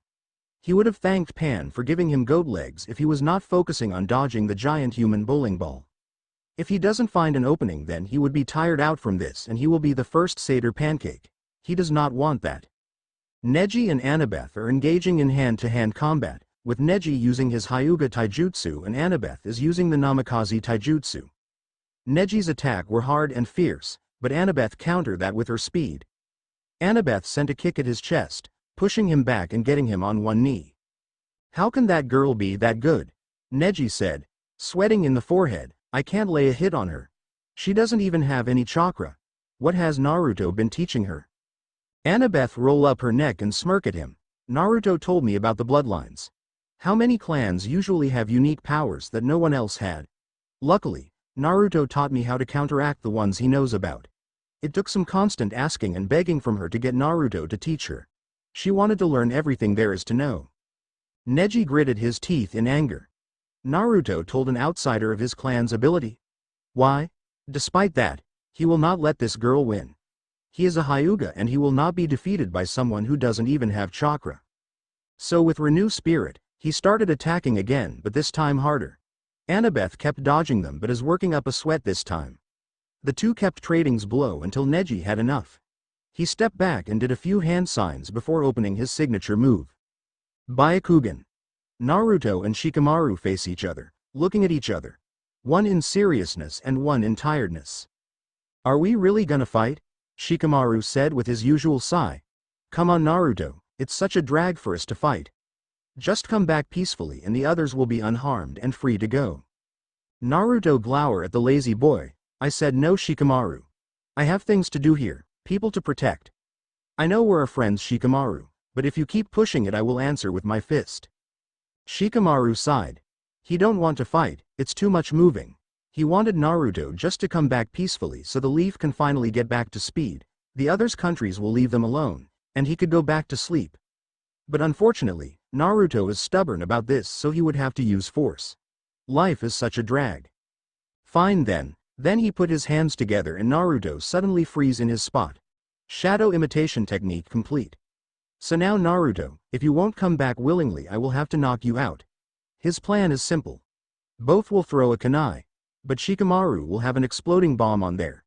It will be enough to knock out Naruto. Naruto smirked at him, making him a little unsettled. Sorry Shikamaru, but you won't getting me that easily. You think I didn't know you would do that? I countered that with my own trap. Boom.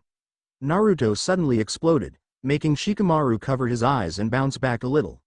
He heard something from behind and he brought a kunai, just in the nick of time to block Naruto's spear. Shikamaru sighed once more, then turned serious. Fine then Naruto, let's see if you can block this shadow sewing technique. Kiba flipped up from his down position and got on his fours, with Akamaru by his side again. The young puppy transformed into another Kiba and the two started running towards Talia. Talia turned her other bracelet into her black shield, a gift from Naruto, and pushed the two back, making them flying in the air. The two landed on their feet before running again, but this time they went separate and went towards the girl at different sides. Talia twisted her body to dodge them and then faced the two when they got back together in their taijutsu stance. She rolled under the two, hitting the first with the bottom of her spear and bashed the head of the other with her shield, making the two twist and fall on their stomach. The two got up and once again started to charge at her. Talia smirked. Those two will never learn to stay down. The three went fighting with the dog and his owner using their claws while Talia put up her spear and shield and starting fighting with her hands. Despite Kiba having the number advantage, they can't land a hit on her. Each hit she lay on them, they felt an electric shock, making them stumble each time. And she was still holding that damn smirk. The same smirk that Naruto gave them when they fought in the Chunin exam. That got them more feral. Talia smirked when the two started getting more sloppy. Her style is something Naruto taught her. She dodges and blocks every attack, infuriating the opponent and getting them angry and sloppy. She lands a hit a few times and maybe taunt them to get them more sloppier. When they began, she attacks with electric shocks she channels in her hands. The shock will stun them, effectively getting her an opening to give them a pummeling. She saw the two dogs slowing down, breathing harder, and she barely held back a grin. This is her chance. Faster than the blink of an eye, she started overwhelming the two with punches. Punch after punch shocked the Inuzuka and his companion. The two got started developing bruises before Talia finished them off with a kick in their abdomen. They too was sent flying and landed on their backs. Talia grinned. I win you wet dogs, she exclaimed, pumping her fist. To her surprise, the two got back up, albeit slowly and carefully since they got many bruises. Kiba, huffing and puffing, took 2 pills and gave one to Akamaru. The two ate it, giving them more energy and getting feral. Their chakra started leaking out of them and the two got in all fours. Talia cursed. Food pills. Come on, girly, Kiba growled. Round 2, Grover vs Choji. Grover is getting tired from the running he's been doing. It took up most of his energy and his goat legs are starting to cramp up.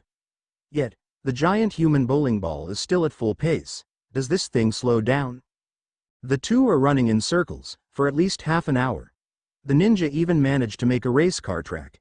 He would have been amused if not for the running of his life.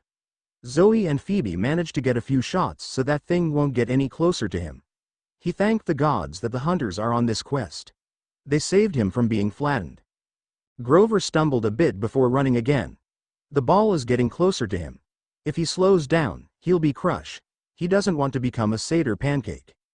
Suddenly, he looks at the trees and idea pops up. If it worked, he might make it stop for good or at least get him back in human form. So with the idea in mind, he started running to the tree with Choji right behind him. Grover grinned. Perfect. When he got near the tree, he started climbing with his hooves. Then he pushed off the tree, backflip, and got behind Choji. He did a few hand signs before saying, wood style. Tree rope jutsu. The trees wrapped around the ninja and got him in a handle. The man got out of his ball form and struggled against the binds. Grover grinned even more. The jutsu worked. Look like I win, Grover said, still grinning. Choji struggled even more. No, he can't lose. The Leaf Village, his team, and his precious chips are counting on him and the others to get Naruto so the Leaf Village won't die slowly. He can't lose. With new determination, he let out a huge roar and got 3 times bigger, breaking the wooden ropes. This is his clan's famous jutsu, but just the mini size of it. Grover paled. This is not gonna be fun. Annabeth versus Neji. The two been fighting for half an hour.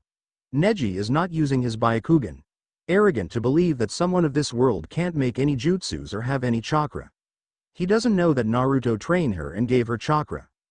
Annabeth smirked while fighting, knowing that Neji doesn't have the knowledge that she is an unofficial shinobi. She can use that to her advantage and when the time is right, struck him down with her abilities she learned from Naruto. It's a plan worthy of Athena. She dodged a few palm strikes and she felt a few secret ones. She shut down her chakra so it won't affect her. When she saw her opening, she started return the strikes. Now it's Neji's turn to dodge. The pattern continued on like this, never stopping. Neji started gritting his teeth in frustration. How is she keeping up? Who taught her? There aren't any shinobi as this world except for. His eyes widened in shock when he figured it out. Naruto trained them all in taijutsu. Annabeth saw him in the state of shock.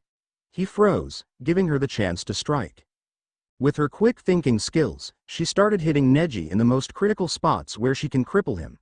She molded the chakra in her hands and feet, making them as sharp as an owl's beak so she can damage him even more.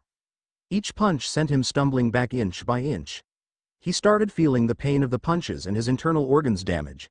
Annabeth ended it with a flip kick in the head. Demigods. 1. Shinobi. 0, Annabeth said with a smug grin. Her hubris started acting up and started to walk away from the down body. She forgotten one of the shinobi rules that Naruto taught her. Make sure the enemy is down. She heard running from behind and she turned around halfway before she got pushed back, flying into the air and landed on the ground. Annabeth groaned and lifted her head up, before her eyes widened. Neji is up and ready, like he hadn't took any damage at all. You think he'll go down that easily? Neji said, breathing heavily. That same move was used on me at the Chunin exam. Used by Naruto. It won't work on me twice. When she left him down on the floor, he healed his wounds with chakra. His internal organs fixed, his bruises gone, and his stamina back. He closed his eyes and veins started flowing around his eyes. I underestimated you while we fought. I didn't take in the fact that you might have been trained by Naruto, Neji said with his eyes still closed. But now, I'll fix that mistake. Time for you to see my family bloodline. Annabeth paled. She knew what the bloodline is. Naruto told her about it in one of his stories. Neji opened his eyes and revealed his bloodline. Byakugan. Shikamaru versus Naruto. Naruto dodged each of the shadow's stitches aimed at him. He ducked, jumped, slid, and bent to dodge all of them. But Shikamaru isn't relenting. The two continue this patterns until Naruto had enough. He jumped high up the ground and breathed out a fireball. Shikamaru's eyes widened. How did he do that without doing hand signs? He didn't have time to think on that, so he dodged the fireball coming his way. Naruto continued to spit out fireball after fireball with Shikamaru dodging. Shikamaru finally hid behind the trees to get a breather. He's thinking rapidly on what to do. He can't use his regular strategy since Naruto is as smart as him. He somehow knows what he's thinking and counteracts the move. But there is one move that Naruto didn't see. Shikamaru plan formulated quickly and began using his technique. Naruto stopped using his fireballs, giving him the opening he need. Now is the time to strike. Shadow Possession Jutsu. Naruto sighed when Shikamaru did the technique and the blonde jump up in the air, What he didn't know is that the Nara saw that and his eyes widened when he heard a new jutsu. Shadow Hammer Jutsu. A huge shadow came out from the tree and formed into the giant head of the hammer. It's moved towards and Naruto couldn't move in time to dodge it.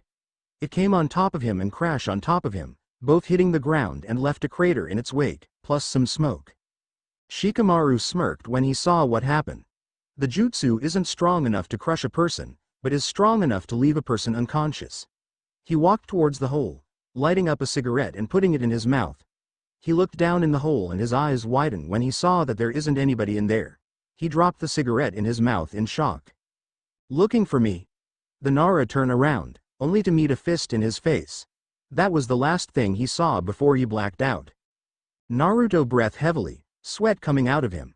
He used Hiroshin just before the hammer could knock him out.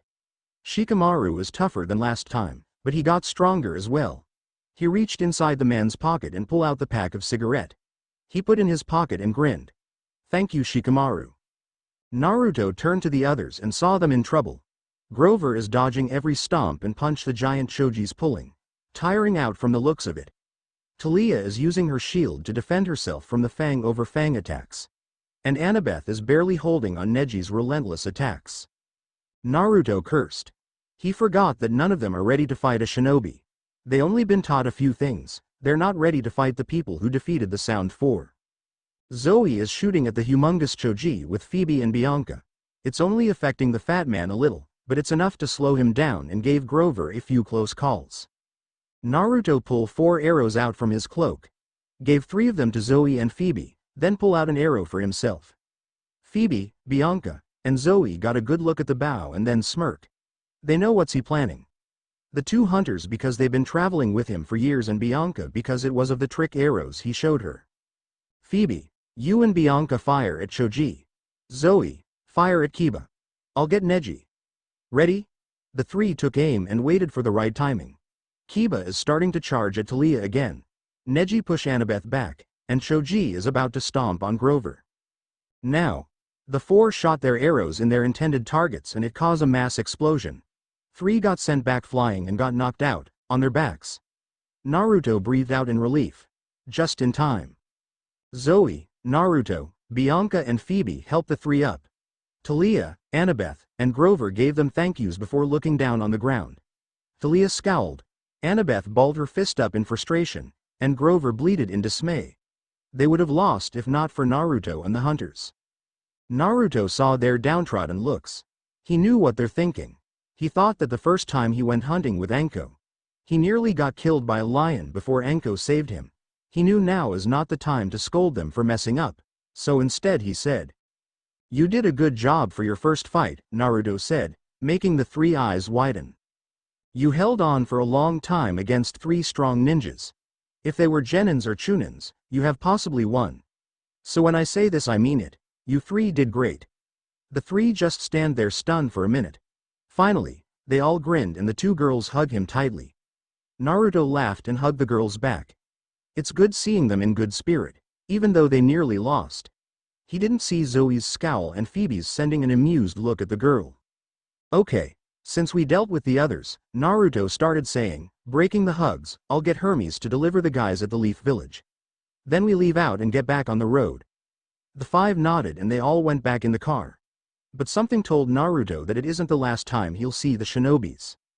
After everyone got back in the car, limousine, they got back on the road. Naruto is in the front while everyone else is in the back. Annabeth is telling Taliah and Grover about the Dragon Age, much to their displeasure, and the hunters just sat there, a little on edge again with Artemis missing. It was a few hours after the attack. It was rather peaceful, but Naruto knew that peace won't last. Just as he thought that, he sensed something. Many dark presence nearby, 2 that are familiar. And 1 person that he thought is in camp. Immediately, he got the engine up to full speed and went 180 miles per hour, much to the surprise of everyone in the car. Naruto gritted his teeth in frustration. When he gets his hands on Jackson he's going to. "Naruto, why are driving so fast?" Annabeth yelled from her seat. Taliah is shaking from the speed. Grover looks close to fainting, and the hunters are gripping on their seats to stay put. "I sense many dark presences in the museum, plus Jackson is in there too. We need to get there quickly before anything happens, Naruto said quickly. He soon arrived at the museum and slid the car to a stop. Once everybody regained their breath and stopped themselves from passing out, they got out. Okay guys. Take the car and the keys and put our ride in a safe spot. I'll meet you in the Air and Spaceport Museum, Naruto said. Without waiting for an answer, he disappeared in a flash of flames. He knew that Talia and Annabeth will demand on how he did that, but he'd deal with that later. Right now, he needed to get Squid Head out of danger and then beat him a new one for coming here. Natural History Museum. Percy is wondering how he got into these situations. How did he get in trouble that quickly? Is it because he stole Naruto's invisibility belt from under Medalist's nose? Or is it because he decided to get in the quest after Naruto said he couldn't? Either way, he's in trouble. Percy arrived in DC before any of the others did. He had Naruto's invisibility belt on and followed Thorn inside a museum. The Manticore regrouped with a bunch of monsters, the man called the General, Luke Castellan, and a bunch of knights from EC. It's the same knights he saw from his dream. The General was talking to them and told them about Naruto. His voice sounded different when he said the blonde's name, but he couldn't pinpoint it. He wanted the Templars to capture the blonde and bring him to him. Luke was skeptical about this and asked the General how can mere mortals can help them. The General merely laughed at the question. He explained to Luke how these mortals aren't regular mortals. They're called Templars, mage hunters who will kill anyone that can use magic. Their armors and weapons are built to fight against anything with godly and mage blood in them. Their weapons can make any god fade. One of the Templars revealed their blade. It's silver, sharp, with blue linings all over it. It was also humming much to the demigod shock. As Percy went to move in closer, the Templars turned to him. A demigod. One of them shouted. Percy cursed and went to run away, but the entrance is blocked by more Templars. He cursed once again and pulled Riptide from his pocket, also turning off the belt. Luke frowned when he saw him. It's Percy. Capture him now and see what he knows, Luke ordered. The Templars nodded and pulled out their blades and shields. Percy charged at the first one near him and swung his sword. He was shocked when the sword passed through him. The Templars laughed and got closer to him, making the boy sweat. Just before the one in the middle was about to attack, a fireball hit him in the back and sent him flying. He crashed into the wall and went unconscious. Soon, the Templars got their shields up when more fireballs came. Percy dropped down on the floor to protect himself and the Templars moved back. The fireballs keep pelting and pelting them until they finally move back. Couldn't stay at camp like you've been told, couldn't you, Jackson? Percy paled at that and the killing intent. He turned around to see Naruto walking with Kasai, turn into a sword, in his hands. Percy doesn't know who he should fear right now, the army of monsters or Naruto. The General and Luke's eyes widened in shock while the Templars got into defense position. The monsters started growling in hatred towards the blonde, making Percy wonder how many monsters did Naruto killed. Naruto? Luke asked in shock. Naruto looked at Luke for a bit, his eyes softening a bit before hardening his eyes again and turned to Percy. We'll deal with this later, Jackson, Naruto growled out. Right now, you need to get out of here. Get out of here and meet up with the others outside. I'll deal with these monsters. Percy was about to argue, but one look from Naruto told him not to. He reluctantly ran into the hole Naruto made and got out. Naruto turned to the General once again. Now, are we going to fight or are you going to throw your minions at me like you usually do? Naruto said. The General didn't say anything, just smirk in amusement. Let's see how Naruto handle these people. Capture him. Do not harm him or there will be consequences, the General said simply. The Templars nodded and pulled out their swords. The General and Luke left, but stayed a little longer to mouth something to Naruto. It was, I'm sorry. Naruto started charging towards them when a Templar blocked the way. Naruto growled and changed his sword from bronze to shiny silver. A little note is that Naruto can turn his weapon into any metal. It can turn from bronze, to mortal metal, to Stygian, even imperial gold.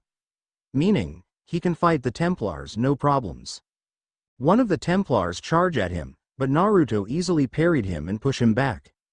Two more charged behind, making Naruto backflip and slash their backs, wounding them and sending them sprawling on the floor. He blocked a hit from the side and flipped the Templar, making the knight land on his back and knocked the wind out of him. He saw the last 6 charge at him, So Naruto put his hand up and sent out a large fireball. When it hit contact with the other Templar, it exploded, scattering the Templars all over the place. Naruto checked to see if they all got knocked out and nodded. He took one of the weapons to study for a bit and put it in the seal on his armor. He walked out of the museum, going to chew out the squid head and preparing for the questions he's gonna get. Some more questions if squid head opens his mouth. Naruto arrived in the Spaceport Museum and found the group. Zoe and Talia are butting heads once again, with Annabeth and Phoebe holding them back, and saw Grover, Bianca and Percy at the side.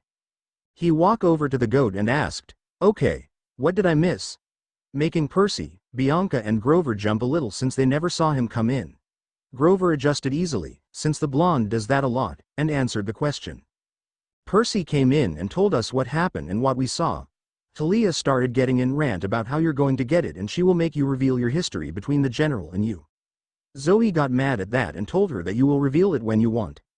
Talia quickly found out that she knew about the past between you and the general and started this. He pointed at the arguing girls. Naruto groaned, "Great." Squidhead revealed what happened. Speaking of the son of Poseidon. He grabbed Percy by the collar and pushed him on a pillar. Naruto glared at him with his fiery red eyes. Percy gulped. He knew he's in big trouble. He hoped that Naruto would forget about it, but that was too hopeful. "I told you to stay at the camp, right?" Naruto growled, making Percy nod. "Then why the hell are you here, Squidhead? And why do you have my invisibility belt?" "I gave it to Metellus so she could keep it safe." She let me borrow it," Percy said very nervously. Naruto had a blank look on his face. He heard from Annabeth about Percy's horrible lying skills, but that is ridiculous. He worse than a son of Apollo and maybe even rivals Apollo himself. "Yeah, borrow it," Naruto said sarcastically before glaring at Percy. He dropped him on his butt and grabbed his face in frustration. When he dropped the squid head, Talia grabbed the collar of his shirt and got him face to face. "Okay, start talking, Whiskers," Talia demanded. "How do you know the general? What aren't you telling us?" Talia gave him a steely look, but Naruto isn't budging. Living with Anko gave him immunity for feminine fury.